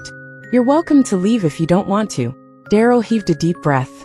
Indeed, he was the one that dirted the house. But was he also not the one responsible for cleaning up the house all these years? Daryl was not angry, for if he minded Samantha's words he would have been driven mad way earlier. Daryl put on an indifferent attitude and approached Lily, and spoke to her with a wide smile on his face. Honey, your company is in dire need of $5 million, right? I have here. Whoa. Jade, who sat at the side, let out a laugh, interrupting Daryl's words, and glared at him. This guy is truly shameless beyond redemption. Never mind the fact that you're useless, yet you still want to remind people of their problems. Lily needs $5 million, which is something a piece of trash like you can never help with, and yet you still brought it up. Chapter 7. Jade, stop it already, whispered Lily softly after hearing Jade scolding Daryl.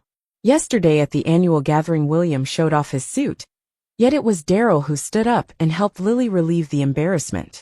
Lily, you're too soft-hearted. If it was me, I would have divorced him already, said Jade coldly. After being married to him for so long, yet you both haven't consummated your marriage. I don't know how you can handle facing this piece of trash every day. Jade, called out Daryl as he stared deeply at her. He could not hold it in anymore, and made a step forward. It had to be said that Jade was gorgeous. She was wearing a short, tight skirt, exposing her fair legs. My wife's company needs $5 million. Why would you assume that I couldn't help? Said Daryl with a smile. I remember you said that if I can fork out 5 million, you'll call me daddy? Yes, I did say that. Jade slowly stood up. Show me then. If you can't, you'll call me your mommy then? Excuse me. Daryl sat down casually on a chair. He held up his dirty sack upside down and poured out the contents onto the table. It was at this moment, the whole house was as silent as the grave. Wads of red-colored cash notes poured out like a waterfall. The sofa could not even contain them all, and many scattered on the floor. Tien. Original Raw mentioned he poured out the contents onto the table, but then mentioned sofa. This is. Jade stared in amazement. She was so astonished that she could not say a single word. All this cash. Is it really 5 million? Samantha walked over too. Her initial anger now somewhat simmered. Lily's best friends Jade and Phoebe felt their legs weakened. 5 million bucks in cash notes in front of their eyes. That kind of visual impact was indescribable. Call me daddy then, I'm listening, said Daryl as he stroked his hair. Jade eventually recovered from the shock. She looked at Daryl and sneered. Daryl, don't think I'm not aware that Lily only gives you 200 bucks a day. This amount here, I'm sure it's not clean, right? Her words made Lily's body tremble. She walked over quickly and grabbed Daryl's arm and brought him to the bedroom. After closing the door, Lily whispered to him. Daryl, where did that money come from? Is it from dirty sources? It's clean, don't worry and use it. I borrowed it from a friend, explained Daryl after taking a deep breath. Daryl was now the president of Platinum Corporation, but he did not want to reveal his identity too early, because Lily would only think he was lucky. Friend? Where do you even find a friend? Said Lily as she anxiously stomped her foot. After being married for so long, why do I not know that you still have friends? Daryl felt a pain in his chest. Indeed, after being banished from his clan, all his friends avoided him like the plague. Maybe it was because his pride was hurt. Daryl turned around and walked to the door wanting to leave. A classmate from back then got rich after starting a business of his own, so he lent me the money. Just use it first, said Daryl. A few steps out of the room, he could hear Lily softly say, I'll return you this money as soon as I can. Both her best friends Jade and Phoebe had left. She didn't even call me daddy, can't afford to play this game it seems? Daryl mumbled to himself as he sat on the sofa and played with his phone. These few days, Donghai City did not seem to be at peace. Everyone knew that the largest entertainment company in Donghai City changed its new boss, and countless advertising agencies were seeking a partnership with them. However, this new boss was very odd.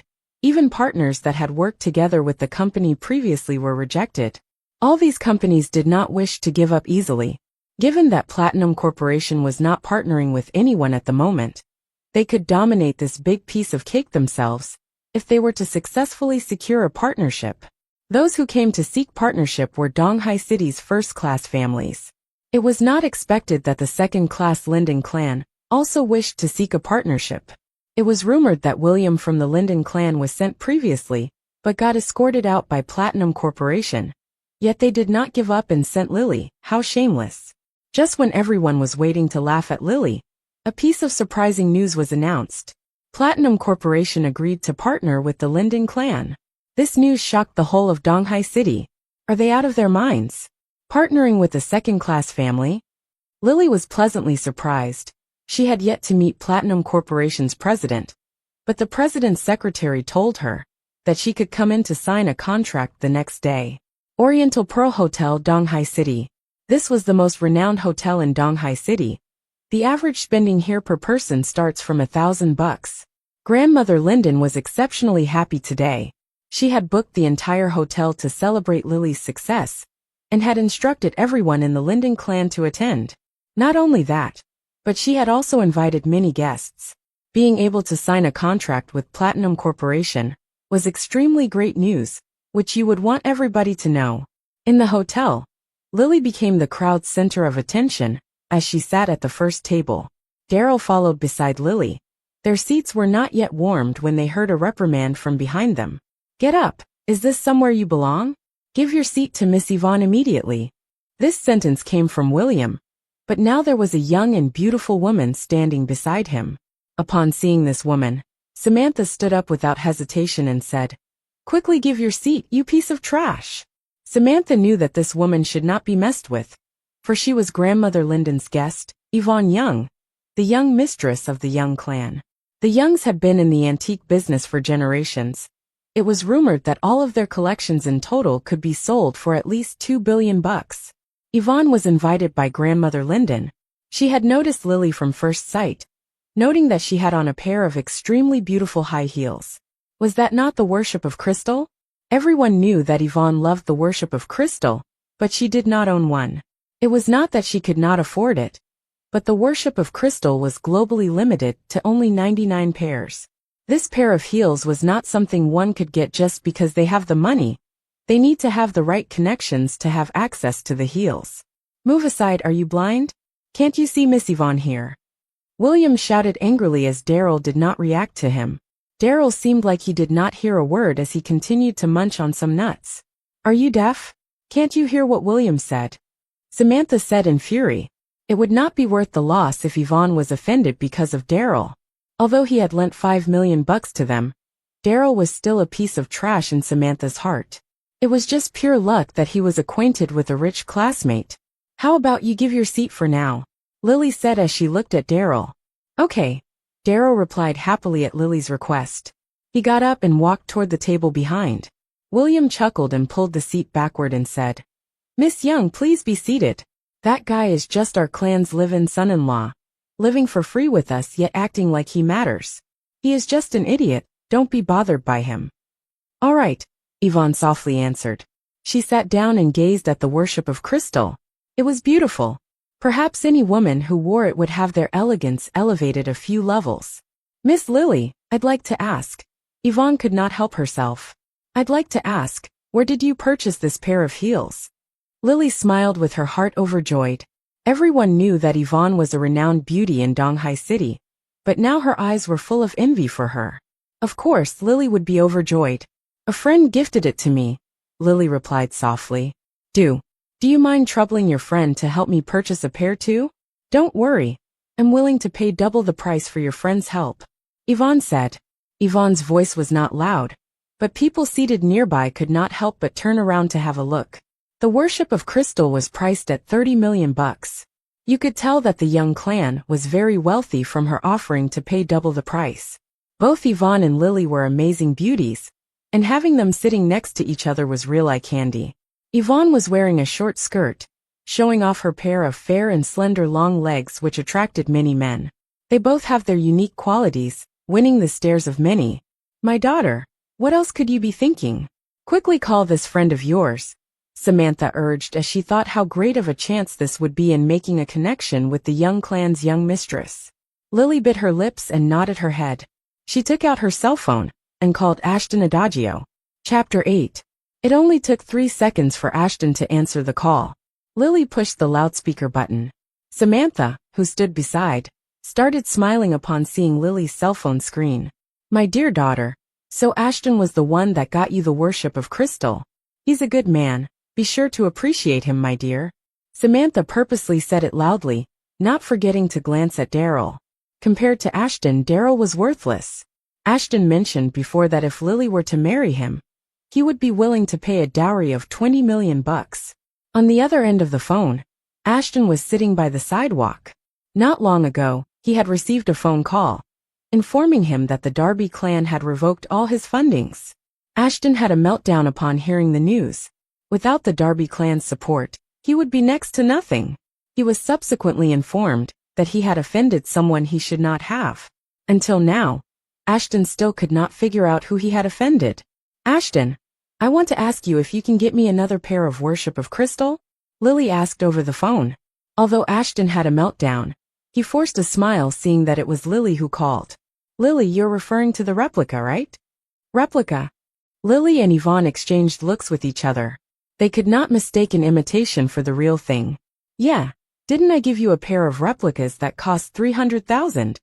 Ashton continued. But wasn't that pair thrown by your worthless husband? That pair is still at my house right now. If you want it, I can get it for you. Upon hearing those words, Lily's beautiful face was full of confusion. The worship of crystal that she was currently wearing, was it not gifted by Ashton? Other than him, who else would give her a $30 million gift? Lily ended the call, and recalled the day Daryl sent her to work. He had mentioned that he was going to buy her the worship of crystal. On that thought, Lily could not help to look at Daryl. Daryl held a pair of chopsticks in his hand. While the others had not even started eating, he was about to finish his second bowl of rice. Everybody at the table with him looked at him with spite, and sat as far away from him as they could. Lily sighed. What was she thinking? How could Daryl be the one who gifted her the heels? It was absolutely impossible. After half a minute, Daryl finally placed his chopsticks down. He wiped his mouth while looking at Yvonne. Yvonne was an interesting woman.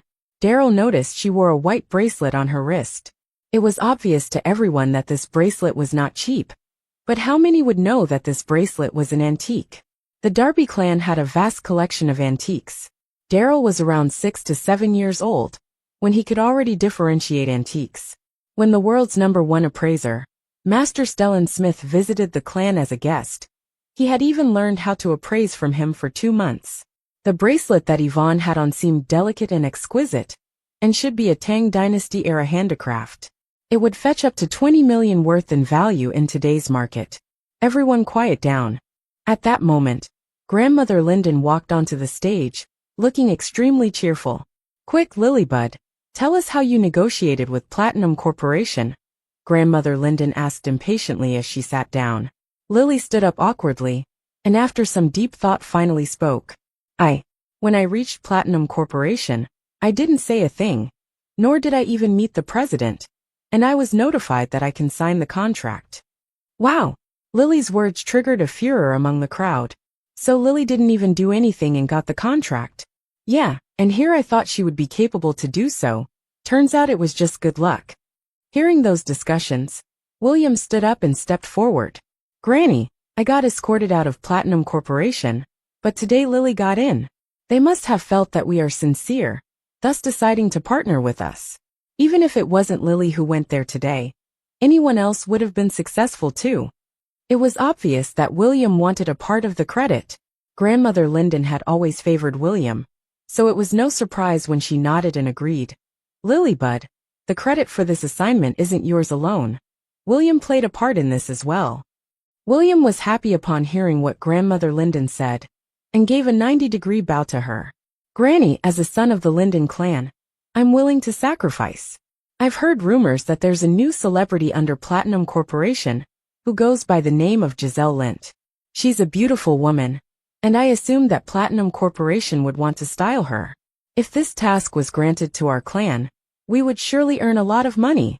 Tomorrow I'm willing to represent the Lindens to negotiate this deal. Great! Grandmother Linden nodded her head in praise. Granny did not love you for naught. Lily and Samantha exchanged looks and felt uncomfortable. This gathering was meant to celebrate Lily's success, but the limelight had been snatched by William instead. Now that the Lindens have established a partnership with Platinum Corporation, William's negotiation tomorrow would no doubt be a success. By then the credit would be all his. Even though Lily felt unhappy with the outcome, she remained silent. After all, William was Granny's favorite. Haha, make sure you guys are eating well. Today's feast will be my treat. William laughed heartily. Waiter, come bring the wine. William exclaimed. A moment later, 2 waiters in cheapao dresses brought the menu over. Greetings, sir. This is our wine list. What would you like us to serve you? William waved his hand. He was full of energy and excitement during such a joyous occasion. There's no need for the list. Bring a bottle of your most expensive wine to every table. Remember, only the most expensive. After a brief moment, a line of waiters brought the wine over. William lifted his wine glass with a huge smile. Today we will drink until we drop. Cheers to all of you. William's standing in the clan was at its highest at the moment. Almost everybody would want to be on his good side, and they toasted with their respective glasses. They were served rounds and rounds of food and wine. William noticed that it was getting late, and drunkenly waved his hand to call out to the waiter. Bring me the bill. I'll be paying by card. William was seated beside Yvonne. He took out his bank card in a way that he thought to be unrestrained, purposefully making it louder than needed. He eyed Yvonne as he spoke. Was there anyone that did not want to impress a beauty? The crowd was in awe upon seeing William's bank card. It was an Amethyst Bank Platinum card. Those that own an Amethyst Bank card would be required to have a net worth of at least 1 million. To own a gold card, they would need to have 5 million in their account. For a platinum cardholder, he would be required to have no less than 10 million bucks. William's total net worth was roughly 30 million. As a business person, however, net worth did not equate to their bank balance, for most of their wealth would be used as investment and hardly held on to as cash. William had saved up this 10 million in cash for many years. He had only received the platinum card yesterday. Naturally, he would like to show it off a bit. Sure enough, even Yvonne Young herself could not help but to take an extra look upon the card's appearance. The Young clan's antiques were worth over 2 billion in total, but that was Yvonne's father's money after all. Although Yvonne was said to be rich and beautiful, her bank balance was not even enough to reach 10 million bucks. If she wanted to buy the worship of crystal, she would still have to ask her father to sell 2 antiques for cash. William's face was full of amazement as he saw Yvonne taking a couple of looks at him. His heart was full of excitement. William looked at the waiter and said, "Today I'll be paying for every table, except for this one." After finishing his words, William pointed at Daryl's table. Those sitting at that table had a low standing in the Linden clan, and he was not afraid to offend them. "Daryl, do you know why I'm not footing the bill for you?" William said as he stood up and looked at Daryl. "It's because you didn't offer Miss Yvonne your seat. You're too accustomed to your bullsh** tea. How dare you sit at the front looking so worthless? You made Miss Yvonne unhappy, and I have to punish you on her behalf." Finishing his words, he looked back at Yvonne. "Miss Yvonne, don't you worry. I'll teach him a lesson on your behalf. Every table should cost at least 10,000 bucks. Daryl would surely not be able to afford it." Yvonne did not say a word, and merely smiled lightly. The waiter took William's card away, and William continued speaking to Yvonne. "Miss Yvonne, don't worry, you like the worship of crystal, right? I have lots of friends. I'll have them make inquiries and purchase the heels for you." Indeed, William has many friends, but they were all a pack of rogues. The thought of them being able to get their hands on a pair of the worship of crystal was a foolish dream. "Thank you," said Yvonne as she gave a polite smile and gently nodded her head. At that moment, 2 waiters hastily walked up to William and bowed. "We're sorry, sir. It would seem that your card has insufficient funds." William flew into a rage. "You've got to be **king kidding me? I have 11 million in my card, and you're telling me that I have insufficient funds." "We're sorry, sir. The total bill is 38.26 million. Chapter 9. Haha. Daryl nearly laughed out loud upon hearing the price of the bill. This William was a real fool. None of them knew anything about the wine that was ordered, except for Daryl. It was a Romani Conti, which retail price was set at over 1 million bucks, and more than 30 bottles were distributed around the dining hall. "Are you **king kidding me?" William panicked. He stood up and said to the waiter, "Over 300 of us Lindens ate an amount of over 30 million bucks? The average cost per person is 100,000 bucks then? All right, get your manager to see me." The 2 waiters looked at each other helplessly. They had no choice but to call their manager over. The manager was a 30-year-old young man who wore a neat suit. "Do you intend to continue operating your hotel?" William stepped forward and shouted at the manager while pointing at him. "An average cost of 100,000 per person? Believe it or not, I'm going to report you to the Consumers Association." The manager was not the slightest bit worried and merely stood there. "Excuse me, sir. The wine you ordered was a limited edition Romani Conti. Only 800 bottles are manufactured per year internationally, and its market price is 1.63 million per bottle. Sir, we even gave you a discount for ordering over 30 bottles." William immediately flew into a rage and grabbed onto the manager's collar. "It's a limited edition wine, and you guys have over 30 bottles here. Who the **ck wants to order this bottle of wine anyway?" The manager put on a fake smile. Being a manager for about 5 to 6 years, he has seen many famous and important people around Donghai City. However, it was his first time seeing an incapable person acting like he was rich. The manager steadied his emotions. "Kind sir, let me be clear about 3 things. Firstly, you said that you wanted the best wine, and we have the security camera footage as proof. Secondly, the wine we provide is certified authentic. I'm not sure why my boss has so many bottles of limited edition wines either. Lastly, please be respectful." Thud. At the end of his sentence, 10 or so burly men barged in from the door. They wore black short-sleeved shirts, showing off their huge tattoos. They were the Oriental Pearl Hotel's security guards. As Donghai City's most luxurious hotel, no one dared to cause trouble on the premises. Everyone knew that the Oriental Pearl's boss came from a rough background. Nobody would dare to be ignorant and cause trouble here. Leading them was a man wearing a Chinese tunic suit, holding a cane in his hand. This man was none other than the boss of Oriental Pearl, Wayne Woodall. Wayne was dressed in an old-fashioned manner. Some might even mistake him for a 70-year-old man. In truth, he was just 30 years old. Naturally, when Wayne brought in these burly men, the Lindens panicked and went up to apologize. William's face sweated bullets. That was Wayne Woodall, the boss of Oriental Pearl Hotel, one of the earliest to dabble in rough business in Donghai City. Upon seeing his boss, the manager spoke again with confidence. You Lindens are truly a second-class clan. You said it yourself that you wanted the best wine. And now you're refusing to pay. No, exclaimed William as he was taken aback. We'll pay. He looked at Grandmother Linden as he said that. Where could he find over 30 million bucks? If the bill was not paid, William would probably be leaving the place on a stretcher. Mr. Woodall. Grandmother Linden could not sit still any longer, and under some people's assistance, went up to Wayne and bowed. Age-wise, Grandmother Linden was way older than Wayne, but in terms of status, she could not afford to offend a man like him. The Linden clan made a mistake. Grandmother Linden apologized with a bow. My grandson is young and reckless, and I apologize on his behalf. We will pay the bill immediately. Upon seeing Granny bowing, the children of the Linden clan felt a sense of unease. What could they have done? No one asked William to do what he did, wanting to drink the most expensive wine. Some of the younger members of the Linden clan looked up that bottle of wine online, and indeed it was over $1 million a bottle. William apologized profusely as well after seeing his granny doing so. The entire Linden clan hurriedly tried to put in some good words. Only Daryl stood up to walk out, not because of the situation, but rather he was old friends with Wayne. When Wayne was just starting his business, he had visited the Darby clan to negotiate a deal. During that time, he had no money nor power, and none of the Darbys wanted to receive him. At that time, Daryl was merely 14 years old, but he felt that Wayne carried himself extraordinarily well. He decided to invest $300,000 in him, which made Wayne teared up in gratitude.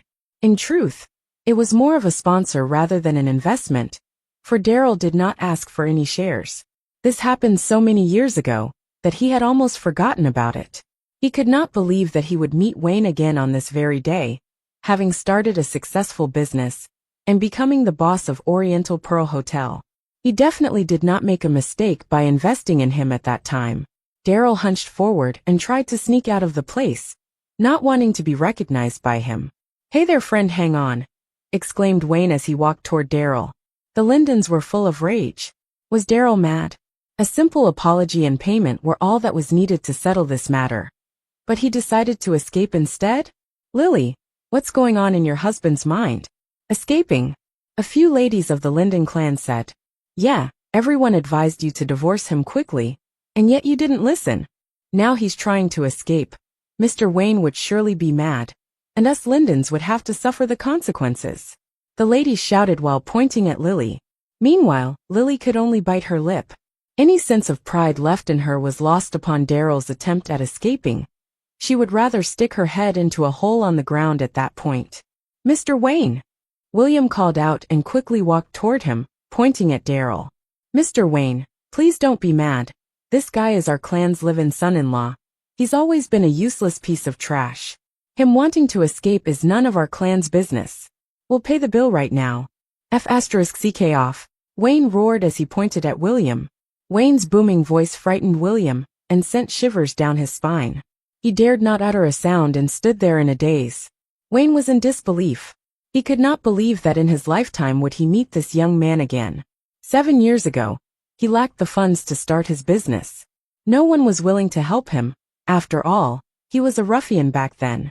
Only the Darby clan's second young master, a boy only 14 years of age, had sponsored him a sum of money. Daryl gave him $300,000 without asking for anything in return. Daryl had Wayne's eternal gratitude, and he would never forget what he had done for him. If not for this sum of money, Wayne would have been living on the streets a long time ago. In recent years after his entrepreneurship success, Wayne had people inquire about this young man.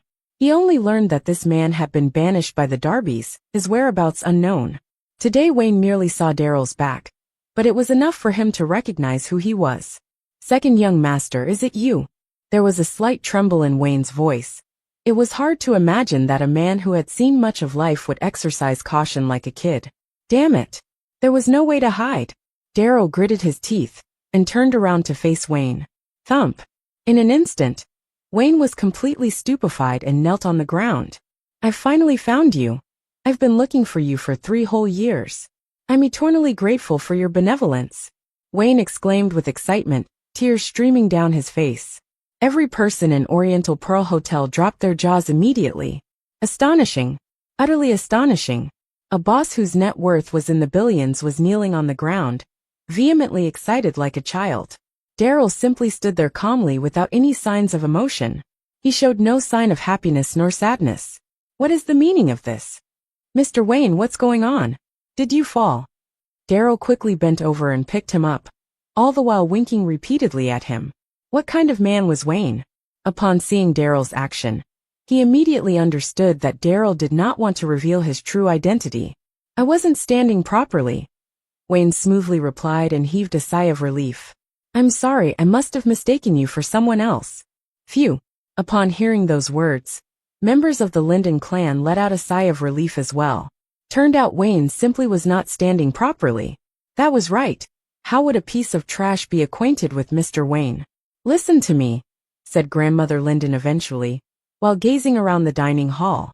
"This meal cost over 38 million bucks. William won't be paying this sum alone," she said. William's face lit up with joy upon hearing Granny's words. Truly she treated him best. "This meal will cost an average of 100,000 bucks per person. All of you shall use your own money for it," she continued. The crowd nodded one after another. Even though the Lindens were considered a second-class clan, 100,000 bucks was still not a big deal to them. However, 2 people among the crowd that had a sour look on their faces. Naturally, they were Lily and Samantha. Their company met with some challenges recently, and they had just resolved the $5 million issue. As such, their savings had been emptied a few days ago. "Lily, you don't look so good. Don't tell me you don't even have enough money to split the bill," laughed William. He knew of course that Lily was broke, and he purposefully said it loudly to embarrass her. All eyes were on her, and Lily could feel her face blushing red. After a while only did she answered, I didn't bring my bank card." Chapter 10. Haha, forgotten to bring your bank card. What a splendid reason. William laughed loudly and looked at Samantha. "Aunt Samantha, did you forget to bring yours too?" "Yeah. Ha ha ha." Everyone could not hold in their laughter. A young girl blurted, "Daryl must have forgotten his card too. This family came here to eat a free meal." Lily bit her lips hard as she felt helpless. It was at this moment that Daryl stepped forward. "I brought my card, it's just that." Before Daryl could finish his sentence, William snatched his card over and passed it to the waiter. "Come, let's see whether this card has even 300,000 bucks in it." Lily stomped her feet anxiously, thinking how his card would have 300,000 when she only gave him a daily allowance of 200 bucks. He would be making a fool out of himself. Lily could see that everyone around was holding in their laughter, waiting to laugh at him being a joke. At this moment, nobody noticed Yvonne standing up slowly. Her beautiful face was full of shock. "I didn't see it wrongly, right? Amethyst Bank's black card?" exclaimed Yvonne. Mocking laughter filled the hall initially, but now it turned as silent as the grave. Yvonne's words seemingly turned everyone into stone. This bank card was remarkably pretty. It was all black, laced in gold, and had a diamond engraved on it. 2 words were beautifully written on the bottom right corner of the bank card: Daryl Darby. A black card from Amethyst Bank. How was that possible? William's platinum card needed to have at least 10 million savings in it. Moving up the tier was the diamond card, that required 100 million in savings. Moving further up was the VIP card, whose cardholder's savings should not be lesser than 500 million. The highest-ranking card was the black card that would ask for a total of 1 billion savings. Perhaps in the whole of Donghai City, there would not be more than 3 of these cards. No one at the venue including Wayne could possess it. Lily and Samantha were both stunned. They could not say a single word. This is just a sticker for bank cards, right? Somebody among the crowd suddenly blurted out. At this moment, everyone was relieved. It must be some kind of sticker.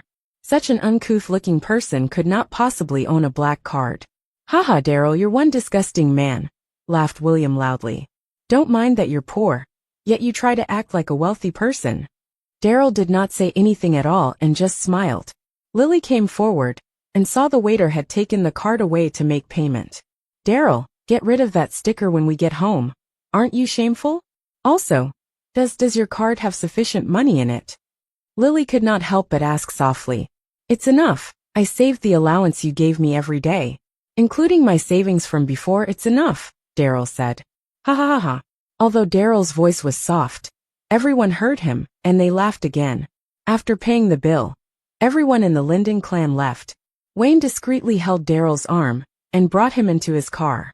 Second young master, I finally meet you again. Wayne was excited, speaking to Daryl as he drove. Where are you taking me? I'm bringing you to meet a few people. They are very eager to see you. Wayne's hands were trembling. You must come with me. Fine. I'll go with you, just drive carefully, assured Daryl. Son of a B***TCH, why was this guy so excited? He could not even hold the steering wheel properly. The car sped away and arrived at a bar's entrance. Donghai City's most luxurious bar, the Moonlit River Bar. It could be assumed that the minimum spending for 2 in this bar for a night would be 10,000 bucks. Many luxurious cars were parked at the entrance of Moonlit River Bar. Those who came here to more or less have some financial capability. What are we doing at a place like this? Asked Daryl as he got down the car. He disliked such places as he found them too noisy. To give you a surprise. Wayne beamed. Second young master. The boss of Moonlit River Bar is an old acquaintance of yours, Samson Facey. Samson Facey? Oh, Daryl remembered now. Initially, he was just a general worker employed by the Darby clan. Daryl thought that he had the brains and had promoted him to a managerial position. After working for 2 years and earning a sum of money, he then left to start his own business. Daryl did not expect that Samson would open Moonlit River Bar. He did not let Daryl down. Second young master, please head inside first and wait for me in room number 888, said Wayne as he bowed. Samson and I shall prepare a surprise for you which you'll definitely love. Wayne left before waiting for Daryl to respond. Daryl sighed and went into the Moonlit River Bar. No wonder the bar was famous. Even the ushers at the entrance were beauties. Daryl smiled as he entered, and deafening loud music could be heard. It was extremely lively in the bar. Crowds of men and women were swaying their bodies to the music on the dance floor. Daryl felt old. This type of place did not suit him. Oh, am I seeing correctly? Isn't this useless, Daryl? Some said from behind suddenly. Daryl subconsciously turned his head around and was stunned. Behind him was a gorgeous woman, wearing a pair of skin-tight jeans and looking seductively sexy. It was Jade. What should you call me? Shouldn't you call me Daddy? Said Daryl smilingly. You. Jade bit her lips. She was extremely happy today, as she had come to negotiate a deal with a big client. If she could sign a contract with this client, she would earn at least 1 million in commission. Hence she had invited her potential client here today, preparing to have a few drinks and get the contract signed. She did not expect to meet Daryl here. Even you with your uncouth look can manage to come to a place like this? Jade said as she looked at Daryl from head to toe. Saving 200 bucks a day over a year, just to spend it all here once. Is it worth it? Nope, Daryl laughed. I just want to know, when will you finally call me Daddy? At this moment, a burly man stood up and walked to Jade's side and asked, Miss Jade, who is this? Why does he talk like an idiot? Do you need me to teach him a lesson? Jade laughed and said, Daryl, do you know who this man is beside me? He is Moonlit River Bar's head of security. If I ask him to throw you out, would you cry? There was no mistake. This burly man was her client, Harry Crocker. Head of security was just a title. Those who understood could tell that he was a bouncer. After all, a place like this would attract many troublemakers. Harry was famous in Donghai City, having around 20 to 30 men under him just to look after this place.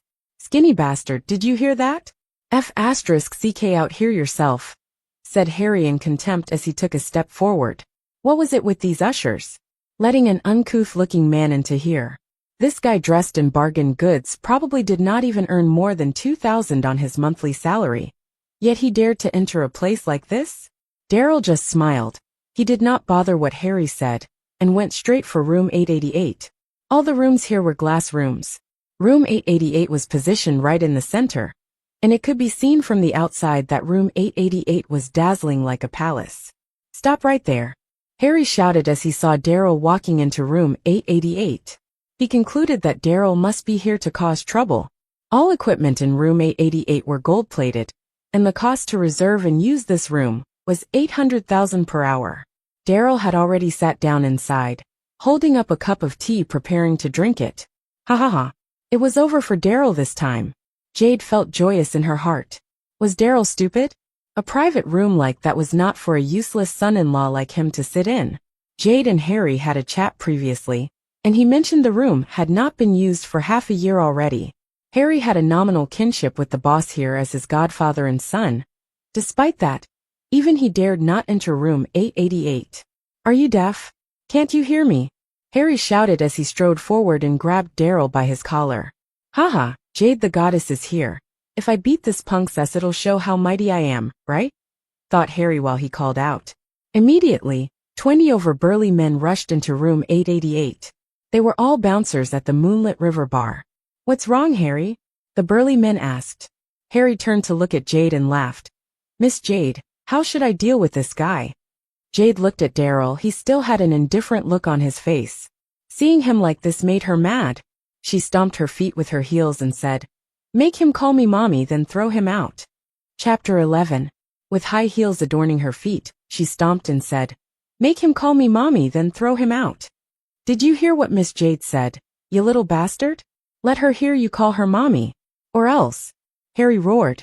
As soon as he said that, more than 20 burly men behind him reached to their lower back and pulled out their expandable batons. Or else, don't blame me for not sparing you any courtesy. I'm giving you a way out. Be a good boy and call her mommy, Harry said with a smirk and continued. Then if you kneel on the ground for her and admit your mistake, you'll be allowed to leave here safe and sound. Otherwise, I'll send you out on a stretcher. Jade could not resist laughing. She took 2 steps forward in her high heels and fished out her cell phone from her bag. If Daryl finally caved in and called her mommy, she would record it and send it to Lily. What if I don't? Daryl was amused and began looking at Jade up and down. Jade frowned upon seeing Daryl's resistance. Mr. Crocker, hit him and make him kneel. My pleasure. Harry stretched out both arms. One hand grabbed Daryl by the collar, while the other delivered a fierce punch. Stop right there, you be *****. A roar echoed, and the door was kicked open by 4 or 5 individuals. Everyone was stunned after seeing the group of people. Samson Facey, the boss of Moonlit River. Wayne Woodall, the boss of the Oriental Pearl Hotel. Felix Blakely, owner of Black Tiger Real Estate. Emily Dickinson, the owner of Posia Eleganza. Siegfried Yates, the general manager of Southeast Petroleum, Donghai City. Any one of them was worth at least billions. And the person who spoke earlier was none other than Samson. A smile appeared on Daryl's face when he saw them. They were his old friends who used to be poor, but had received favors from him in the past. They seemed to have ended up rather successful in the business world. You be *****. Samson nearly died of fright. How dare that be ***** lay a hand on the second young master. He rushed over and slapped Harry's face. Slap. Samson practically used up all of his strength in that slap, and Harry covered his cheek as it began to swell. Godfather, Harry yelled, and was on the brink of tears. Godfather, this peasant worker is causing trouble. How dare he sit in room 888? Slap. Samson slapped again and roared. What about that peasant worker? Did he provoke you? You're already looking down on people after enjoying a little luxury? What did I teach you? Godfather. Harry yelled disgruntledly, and his eyes were red. But Godfather, this kid, he's an outsider. Why would you hit me for his sake? Samson trembled in rage before pointing at Daryl, saying, Outsider? Don't you King know that I won't be where I am today without this person? He's the Darby family's second young master. You'll have to work for 10 years to get a day's worth of his pocket money. What? The entire room immediately fell silent. Harry was stupefied. He often heard tales of his godfather working for the Darby family before establishing Moonlit River. His godfather was lucky to have been appreciated by the second young master. Never in Harry's wildest dreams would he expect the poor young man to be the Darby family's second young master. Jade was flabbergasted too. At that moment, she felt her legs turn limp as her delicate body unconsciously took 2 steps back. She could see the immense respect these business tycoons had when standing in front of Daryl. How was that possible? He was just a live-in son-in-law. That loser was doing housework whenever she went to Lily's house.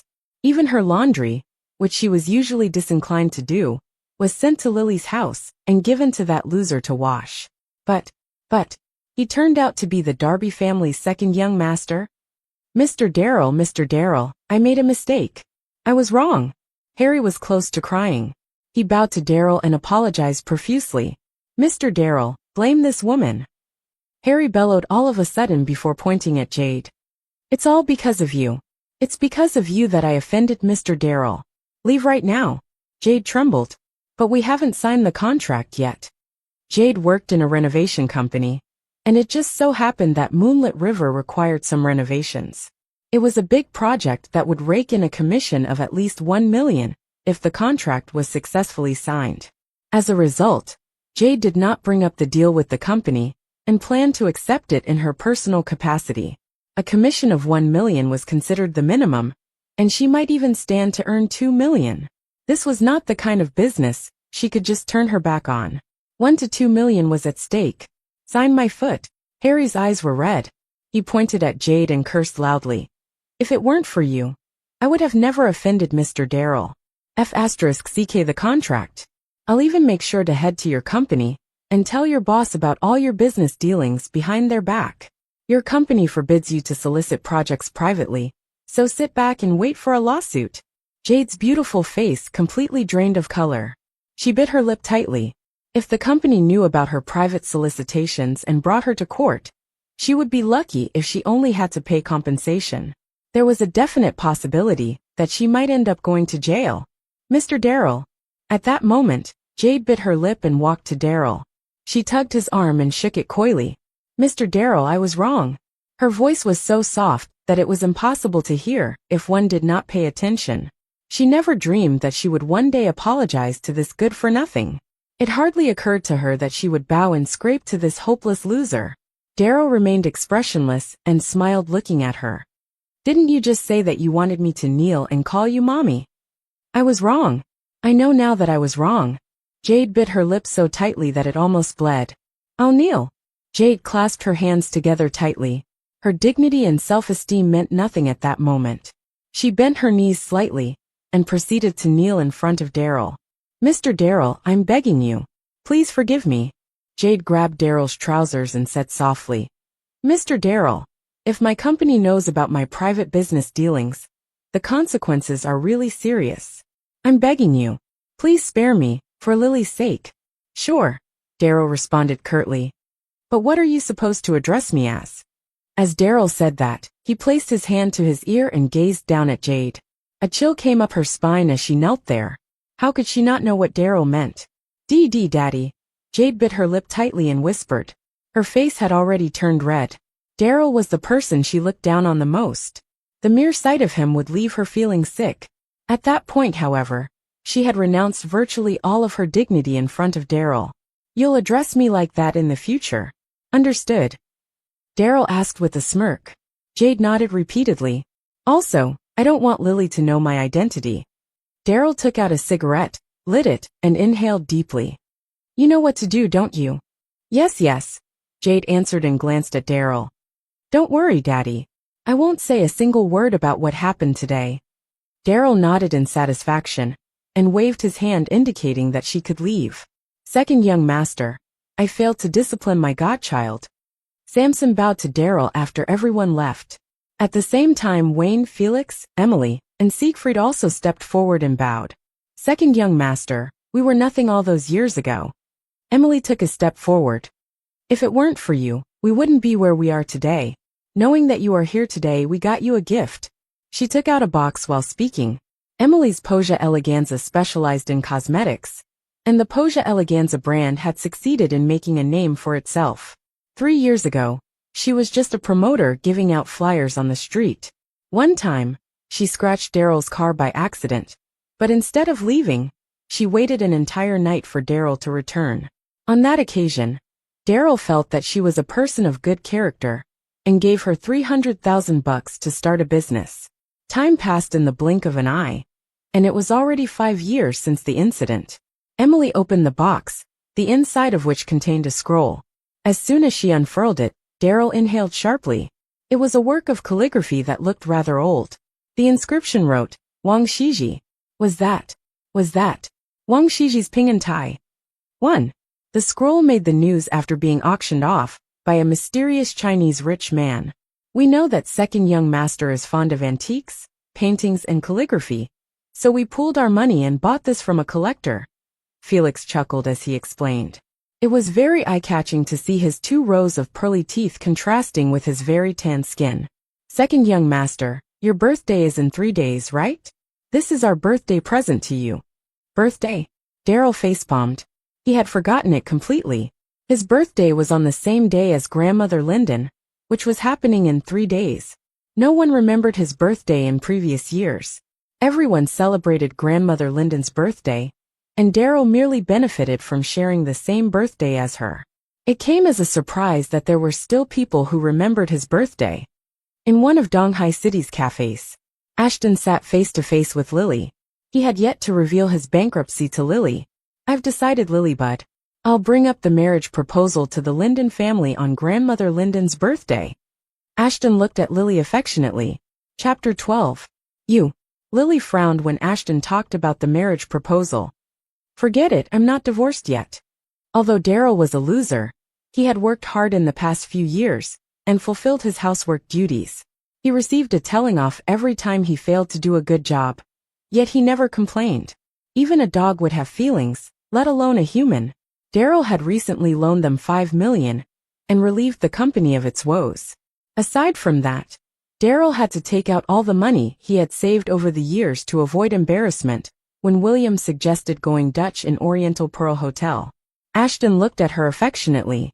Lilybud, am I inferior to Daryl in any way? He's a loser. Don't you worry, I'll prepare a big gift for Grandma's birthday and wish her a happy birthday. She'll be delighted with the gift. I'll propose marriage when the time comes, and I'm sure that Grandma would not refuse. Lily casually sipped her coffee. The Linden family's rules were very strict, and Grandmother Linden had the final say. If she took a liking to Ashton, Lily might be instructed to divorce Daryl. Lily genuinely regarded Daryl as a loser, but she was not completely apathetic toward him. After all, they had been married for 3 years, and she did not dare to say that she had no feelings for him. Let me ask you something, Lily suddenly said. What is it? Ask away, Lilybud. That pair of the Worship of Crystal. You didn't give me the real one, did you? Lily could not help but ask. Lilybud, I get angry when you mention that. Ashton sighed, and a fierce look flashed in his eyes. The shoes I gave you were imitations, but they are still worth $300,000. Your loser husband threw them. When I went home and saw those shoes, I realized that he had destroyed them. Lily listened to Ashton's grumbles and bit her lip tightly. I'm talking about the genuine pair of the Worship of Crystal.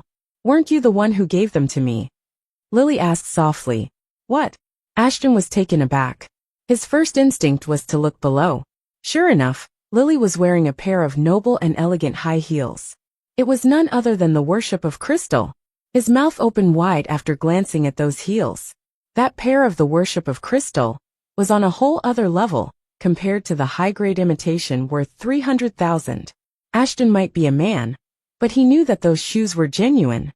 They looked particularly elegant and complemented a noble look on any woman who wore them. Gulp. Ashton gulped fiercely. 30 million. A pair of genuine The Worship of Crystal cost 30 million. That very pair was special in that it was limited to 99 pairs worldwide. Those without connections were unable to purchase them. Was this pair a gift from you? Lily pressed on. She really could not think of anyone else who would give her something so expensive. Indeed, many people wanted to pursue her. But deep down, Lily knew that most of her suitors were merely rich kids. They might be wealthy, but they could not spend 30 million just for a gift. What about Ashton? Despite being in dire straits after the Darby family cut off their funding, he still had an eye for detail. If his guesses were correct, then someone else had given those shoes to Lily, though she had absolutely no idea who the giver was. Haha, did people like that still exist? Anonymous gift givers? Ha ha ha. Well, if you don't want to take credit for it, then I'd be happy to. Ashton was overjoyed. He smiled cheekily and feigned coyness. You got me, Lilybud. I'll tell you the truth then. I gave it to you. Ah, really? Lily looked at him puzzlingly. Why didn't you admit it when I asked you before? Ashton scratched his head. It's not that I didn't want to admit it, Lilybud. I'm just worried you'll scold me. Why would I scold you? Lily asked. Ashton gazed lovingly at Lily. Because I know in my heart that you love these shoes, and you wanted them for a very long time. I wanted to buy them for you, Lilybud. But as you may know, our company only has 30 million. That's why I bought you a pair of high-quality copies. Still, when I gave them to you, I had a feeling that you didn't like them that much. He took out his cell phone, tapped the screen a few times, then said, So I decided to sell the company and bought you this pair. I was worried you'll scold me for being stupid. Lilybud, you know that you're the most important person in my heart. I'm not stupid. I just love you too much. I'll always find a way to get you the stuff you like, because I love you. Ashton handed over his phone as he explained. A photo was on display, and it was that of Ashton's contract to leave the company. Ashton chuckled in his heart. While the contract was real, the reason he signed it was because the Darby family drove him away, and no longer allowed him to remain in the company. Ashton was still in the dark over who he had offended, and why it caused the Darby family to chase him out all of a sudden. On the other hand, Lily knew nothing about that. She truly believed that Ashton had sold off the company and bought her those shoes. Although her affections for Ashton were not of the romantic kind, she felt slightly emotional at that moment and looked right at him. You. Lily's lips nearly bled due to her biting it. Why are you so stupid? I'm not stupid. Ashton seized the chance and reached out to hold Lily's beautiful hand. Lilybud, I'm willing to do anything for you. Lily trembled. Even though she found it heartwarming, she still retracted her hand and looked at Ashton with mixed feelings. In the end, she picked up her bag and left. Ashton ogled her slender, curvy figure from behind. I'm going to get this woman. Ashton had a little smile, as if he could already imagine Lily's captivating body. Moonlit River Bar. It was ages since Daryl last got drunk, and he had lost all self-control today. You can still tolerate a fair bit of alcohol, second young master. Samson raised his glass and said, From now on, don't ever call me second young master again. Daryl looked around and downed his glass. I'm not keen on being addressed like that. 3 years ago, his sister-in-law led the charge to kick Daryl out of the family. From that point onward, he was especially averse to the title of second young master. The thought of what happened back then prompted Daryl to clench his fists. Back then, he had used 8 million to buy Southeast Petroleum shares, but no one ever believed that he could make money out of it. His sister-in-law alleged that it was an attempt to hollow out the clan funds, and under her instigation, the family kicked Daryl out of the clan. However, the 8 million from that time was his own pocket money, which he saved himself and formed his private funds. Daryl was well aware that his sister-in-law did that for a reason. There were 2 candidates for the Darby family's future patriarch. The first in line was Florian, Daryl's elder brother. The second was none other than Daryl. His sister-in-law wanted to get rid of him, so there would be no one else vying with Florian for the patriarch's position. Then is it okay if we call you Mr. Darby from now on? Wayne asked, snapping Daryl back to the present. Daryl nodded. His mood had soured after reflecting on his past. He then saw Emily approaching him from one side. She said softly, Mr. Darby, there's something I want to tell you. What is it? Daryl finished the drink in his hand and looked at her. He had to admit that Emily looked much more charming than compared to when he first met her. In the present, her business had taken off, and she had built her brand of cosmetics, making her look more alluring than before. "It's about your sister-in-law," Emily said in his ear. "Let's hear it." Emily nodded and slowly began. "Just last year, your sister-in-law contacted someone to get in touch with me. She wanted to buy a piece of limited edition cosmetics. After I bought it for her and chatted with her, I found out by accident that she's very ambitious." Daryl had a faint smile. He had long noticed how ruthlessly ambitious his sister-in-law was. Why else would she have chased him away, if not for that characteristic of hers? In a bustling area of Donghai City, Lily, who had just parted ways with Ashton, was walking side by side with Phoebe. "Why do you look so distracted, Lily?" Phoebe asked as they walked out of a store. Lily shook her head. "It's nothing." At that point, her mind was filled only with thoughts of Ashton. It was hard to imagine that the man had sold his company just to buy her a pair of heels. "By the way, Lily, did you hear about the cosmetics brand that's all the rage recently?" Phoebe asked excitedly.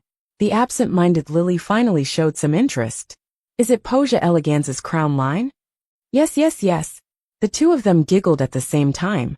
There was a myriad of topics that women could talk about, but the ones that interested them most were stuff like cosmetics and clothes. One particular brand of cosmetics was in the spotlight recently, and that brand was Posia Eleganza. Valentine's Day was coming soon, and Posia Eleganza had launched another series called the Crown Line. It was limited to 520 sets worldwide. Each set cost $520,000 and was considered to be royalty among the cosmetics brands. Every woman desired it. Although $520,000 were not too expensive a sum, plenty of rich people scrambled to get their hands on it, and those without any connections were downright unable to buy them. Chapter 13. Penniless, Sky-Kissing Wolf. Valentine's Day is coming soon, Lily. It would be such a blessing to receive a set of Posia Eleganza's Crown Line cosmetics, Phoebe said to Lily. "You keep on dreaming," Lily said with a smile. At present, Posia Eleganza's Crown Line had an exceptionally high price and was limited to only 520 sets, which were probably all sold out. Those who could buy them were big families who had ample connections. Smaller families like the Lindens had zero chance of obtaining them. "All right, enough," Lily giggled. "Let's go and buy a couple of clothes. Granny's birthday is coming soon. We have to dress nicely for the celebration." Phoebe nodded, then walked into a store arm in arm with Lily. The next day at Platinum Corporation, Daryl sat in the general manager's office and got up from the sofa. It was 2 a.m. by the time they finished their drinking session the night before. He could not be bothered to go home, so he decided to just sleep at the company. His cell phone vibrated, and he swiped open to see a message from his mother-in-law Samantha. "So now you have learned not to come back home, haven't you? If you don't want to stay at home, then don't ever come back again." Less than 5 minutes after the text message was received, he received another from Lily. "Granny's birthday is the day after tomorrow. Buy a present for her and don't embarrass me too much." Daryl placed his phone away after reading the 2 messages, and he soon heard a knock on his door. A beautiful woman dressed in business attire walked in. It was his secretary, Pearl Hahn. "President Darby, we've just signed the partnership contract with the Linden clan, and they've already sent someone here," Pearl said. "They said that they'd like to take over Giselle's image consultancy. William is already waiting outside. Tell him to scram." Daryl waved his hand and said, "Make it clear to the Linden family that the contract is cancelled." "Yes." Pearl bowed and walked out of the room. William was waiting anxiously outside the door. Lily was the one who sealed the deal, but Grandmother Linden had passed Lily's efforts to him, and even sent him to discuss with Platinum Corporation. Haha. Rumor had it that Platinum Corporation's newly signed Giselle was beautiful and had a stunningly sexy body. If Platinum Corporation agreed to let the Lindens style Giselle's image, they would certainly make a fortune. Success would mean he would get all the credit. "Mr. Linden." Pearl walked over in her high heels. William looked at her from head to toe. It was not surprising that Platinum Corporation was a premier company for A-list celebrities. Even the president's secretary was very pretty. "Miss Hahn," William greeted as he walked over with a smile. "What did the president say? When can we start handling Giselle's affairs?" "Apologies, Mr. Linden." Pearl flashed a smile. "Our president told you to scram. The contract that was signed earlier has also been cancelled." "What?" William bellowed in shock. He was not in a position to show his displeasure regardless of how angry he was. He could not afford to provoke Platinum Corporation. His lips curled up into a modest smile, though it looked uglier than if he were to cry. Why? Pearl explained gently. Our president stated that it was Lily who came and handled the negotiations. Platinum Corporation's decision to cooperate with your company is solely out of respect for Lily. She has to be the one to show up and discuss any projects in the future. No one else will be entertained. As soon as she finished speaking, several security guards immediately escorted William away. At the Linden family villa, the old lady sat in the chair, sipped a big mouthful of tea, and massaged her chest continuously. What did you say? The old lady asked as she stared at William. Granny, Platinum Corporation stated that they wouldn't cooperate with us anymore. William explained with teary eyes and a runny nose. They told me to scram. Granny, why is Platinum Corporation being so unreasonable? One of the Linden family's damsels voiced her unhappiness. That's right, Granny. Platinum Corporation has agreed to cooperate with us. The contract has been signed, and all of a sudden they want to terminate it now? Isn't that a breach of contract? We can sue them. Yes, Grandma. The contract clearly says that whoever breaches the terms will have to compensate $20 million in damages. Let's sue them. Several of the family's younger generation spoke in succession as they fumed in anger. The old lady was expressionless. Their twittering annoyed her, and she slammed the table heavily. Shut up, all of you. Everyone kept quiet at once. They took a step back after seeing the old lady's anger. You're all a bunch of short-sighted younglings. The old woman frowned and said, Would you dare to sue Platinum Corporation, even if they did violate the contract? Don't you know that the Darby clan owns Platinum Corporation? They're the preeminent family in Jiangnan. They can smother all of us with a pinch of the finger. It wouldn't be a problem for them to compensate $20 million. But are you brave enough to demand it? Everyone was dumbstruck and began looking at each other. Her statement was irrefutable. Indeed, $20 million were peanuts to the Platinum Corporation. But if the Lindens dared to sue them, they would be burning bridges with the Platinum Corporation. Life would only be difficult from then on. William, what else did Platinum Corporation say? The old lady asked. They can't possibly terminate the contract without any reason? Did you offend them? Granny, I swear to God, I didn't offend them, William blurted out hastily. Granny, Platinum Corporation said that the earlier contract discussions were done with Lily. They said they only cooperated with us out of courtesy for Lily. All future negotiations must involve her, and they won't accept anyone else. The dozen or so people present were the backbone of the Linden clan. At that moment, they all exchanged glances and saw each other's shocked reactions. The Platinum Corporation cooperated with the Linden family for the sake of Lily alone? How could it have been Lily? She was nothing more than one of the Linden family's juniors. And the company Lily ran was the least profitable of all the companies in the clan. Was Lily so promising that the Platinum Corporation had eyes only for her? Donghai Airport. Lily and Samantha got out of the car and glanced at their watches. Dad will be getting off the plane soon, right, Mom? Lily asked. 6 months ago, Lily's father, Wentworth Linden, went abroad to start a business. Rumor had it that he did quite well during that period, and often sent Samantha short video recordings of his life abroad, driving luxury cars and visiting high-end office buildings. Since it was Grandmother Linden's birthday, Wentworth said that he would return home and give her a surprise. It won't take more than 10 minutes for him to get off the plane, Samantha said as the two of them walked into the airport. The two women always turned heads wherever they went. It could not be denied that Samantha and Lily's mother-daughter combination was extremely eye-catching. Ding ding. Lily received a text message. She opened it and saw that it was from Daryl, and it contained only short sentences. Honey, you must reject Grandma's offer if she calls you later and asks you to negotiate with Platinum Corporation. What was he up to? Lily's slender body shuddered. She had repeatedly warned him not to call her that, but he seemed to lack the ability of simple comprehension. Moreover, Grandmother Linden had already handed over the responsibility of negotiation with Platinum Corporation to William. Why would she ask Lily to handle it again? Grandmother Linden's favoritism toward William was an open secret. Lily might have been the one who secured cooperation with Platinum Corporation, but she had been robbed of her efforts by William. Did that loser text you? Samantha looked over and asked coldly.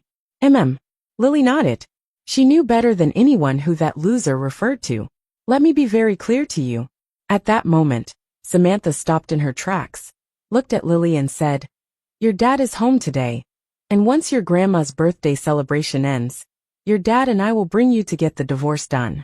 You must divorce him."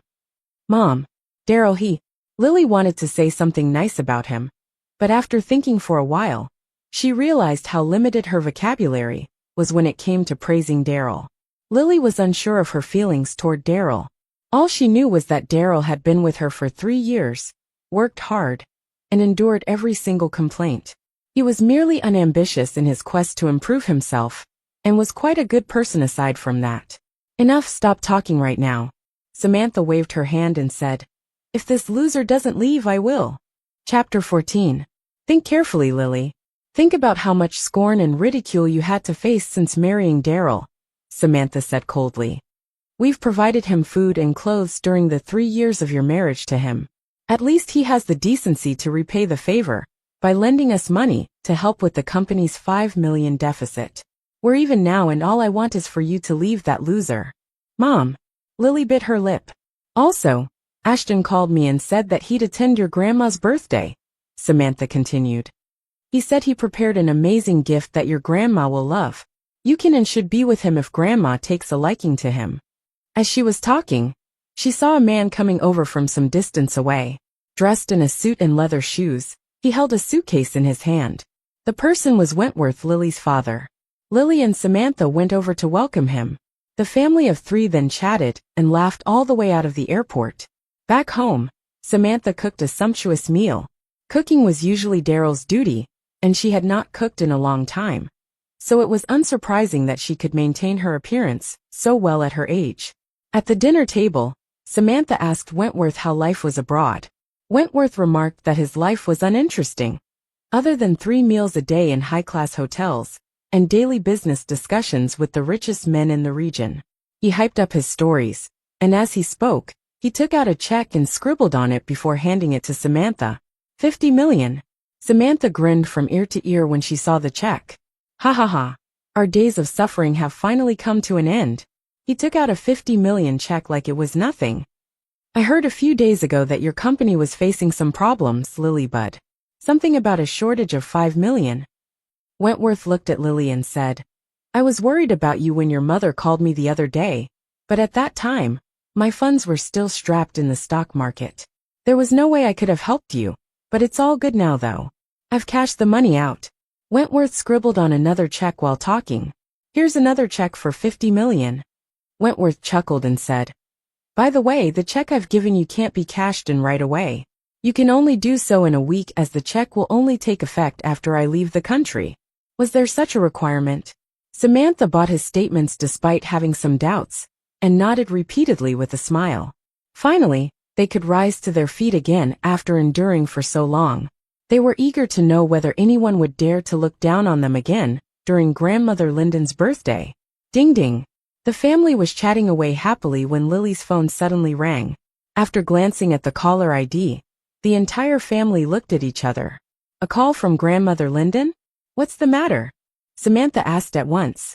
The old lady was personally in charge of all the Linden clan's affairs, and was therefore swamped in work every single day.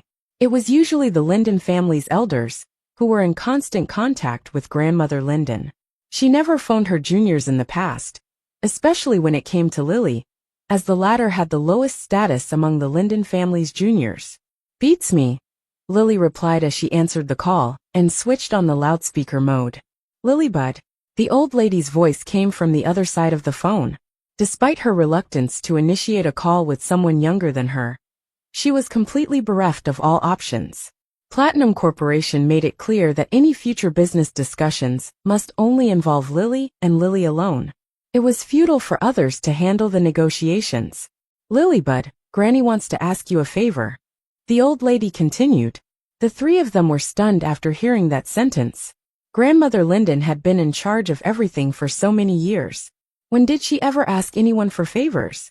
Samantha hurriedly said, "Mom, what's going on? Please just tell us what you need. I want to ask Lilybud." The old lady was silent for a moment, but eventually continued, "I want to ask her for her favor to negotiate with Platinum Corporation to take over Giselle's image consultation." Samantha was puzzled. The old lady had already handed the responsibility to William.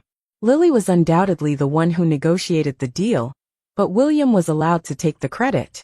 Why then would the old lady hand the responsibility back to Lily again? Although Samantha's heart lamented the unfairness, she still smiled. "Don't worry, Mom. I'll tell Lilybud to go there later in the afternoon."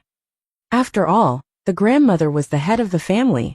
Samantha was flattered that the old woman would call them and beg them with that pleading tone. There was no reason to refuse. Despite that, a shiver came over Lily's body. Daryl had just sent a text message to her, telling her to refuse if the old lady came calling. How could Daryl know that Grandma would call her? Was he a fortune teller? Lily bit her lip tightly. Unaware of her conscious mind's inner workings, she picked up the phone and said, "I'm sorry, Granny, but I refuse. Since you've already given the task to William, he should be the one to negotiate." "You?" The old lady was thoroughly incensed. "You've become stubborn now, haven't you, Lilybud? Do you believe that the Lindens will fail in securing the partnership with the Platinum Corporation without you? How mighty arrogant of you." Lily had already ended the call before the old lady could finish talking. Back at the dinner table, Samantha and Wentworth looked at each other, followed by the former lashing out. "Lilybud, what are you doing?" Samantha slammed the table angrily. "How are we going to live out our days in the Linden clan after offending the old lady? Grandma is partial toward William, but you can't deny that William is competent at what he does. Aren't you going to show her any respect, now that she's set aside her arrogance by phoning you and asking you to negotiate?" Lily bit her lip tightly, because Daryl had sent her a text message in advance. Her thought process was a mystery to her, and she wondered why, for that brief moment, that she believed Daryl's words and rejected the old lady. Listening to Samantha's complaints, Lily silently took out her cell phone and absent-mindedly sent a text to Daryl. "I've rejected the old lady. What should I do next?" Everyone called Daryl a loser, and it angered Lily, because she felt that he was not doing anything to try and improve himself. Be that as it may, his recent goings-on was something of a curiosity, since it seemed as though Daryl constantly came to her aid at critical moments. Her subconscious mind had gone so far as to begin heeding Daryl's words. The phone rang not long later, and Daryl replied with a couple of short sentences. "The old lady will continue begging you, and you'll continue to refuse. Platinum Corporation won't acknowledge anyone else except you. Trust me." Lily felt an inexplicable sense of security after reading his last two words. All of a sudden, Samantha then snatched her phone away. "Perfect. You rejected the old lady. It was Daryl who told you to do so, right?" Samantha's chest trembled as she pointed to Lily and lambasted. "Are you crazy? Do you really believe in Daryl's words? I'm telling you, you'd better divorce him after Grandma's birthday." "Mom, Daryl guessed that Granny would call me," Lily protested. Samantha became even angrier and slapped the table heavily. "Mark my words, Daryl is a good-for-nothing. Look at everyone else. Do any other people have a son-in-law like him? Is there any family that doesn't have a son-in-law worth tens of millions?" She became increasingly agitated while she spoke, and her anger flared up at the mere mention of Daryl. In the afternoon, Grandmother Linden sent Stephen Linden to handle the negotiations. Stephen was one of the standout individuals among the Linden family's younger generation, and his status was second only to William. In the end, though, he was chased out of Platinum Corporation by the security guards before even getting a chance to talk. The old woman began panicking when Stephen returned. What was going on? Was Lily the only person that Platinum Corporation would accept? Grandmother Linden sat on the chair and smoked her cigarettes one after another. "I have a plan, Granny." It was then that William walked over and said, "Granny, my guess is, Lily only managed to secure the contract because of her good looks," William postulated. "From that, we can see that the Platinum Corporation's president is simply a womanizer. Lily isn't the only beautiful girl in our family. Elsa is also very beautiful, so why not let her give it a shot?"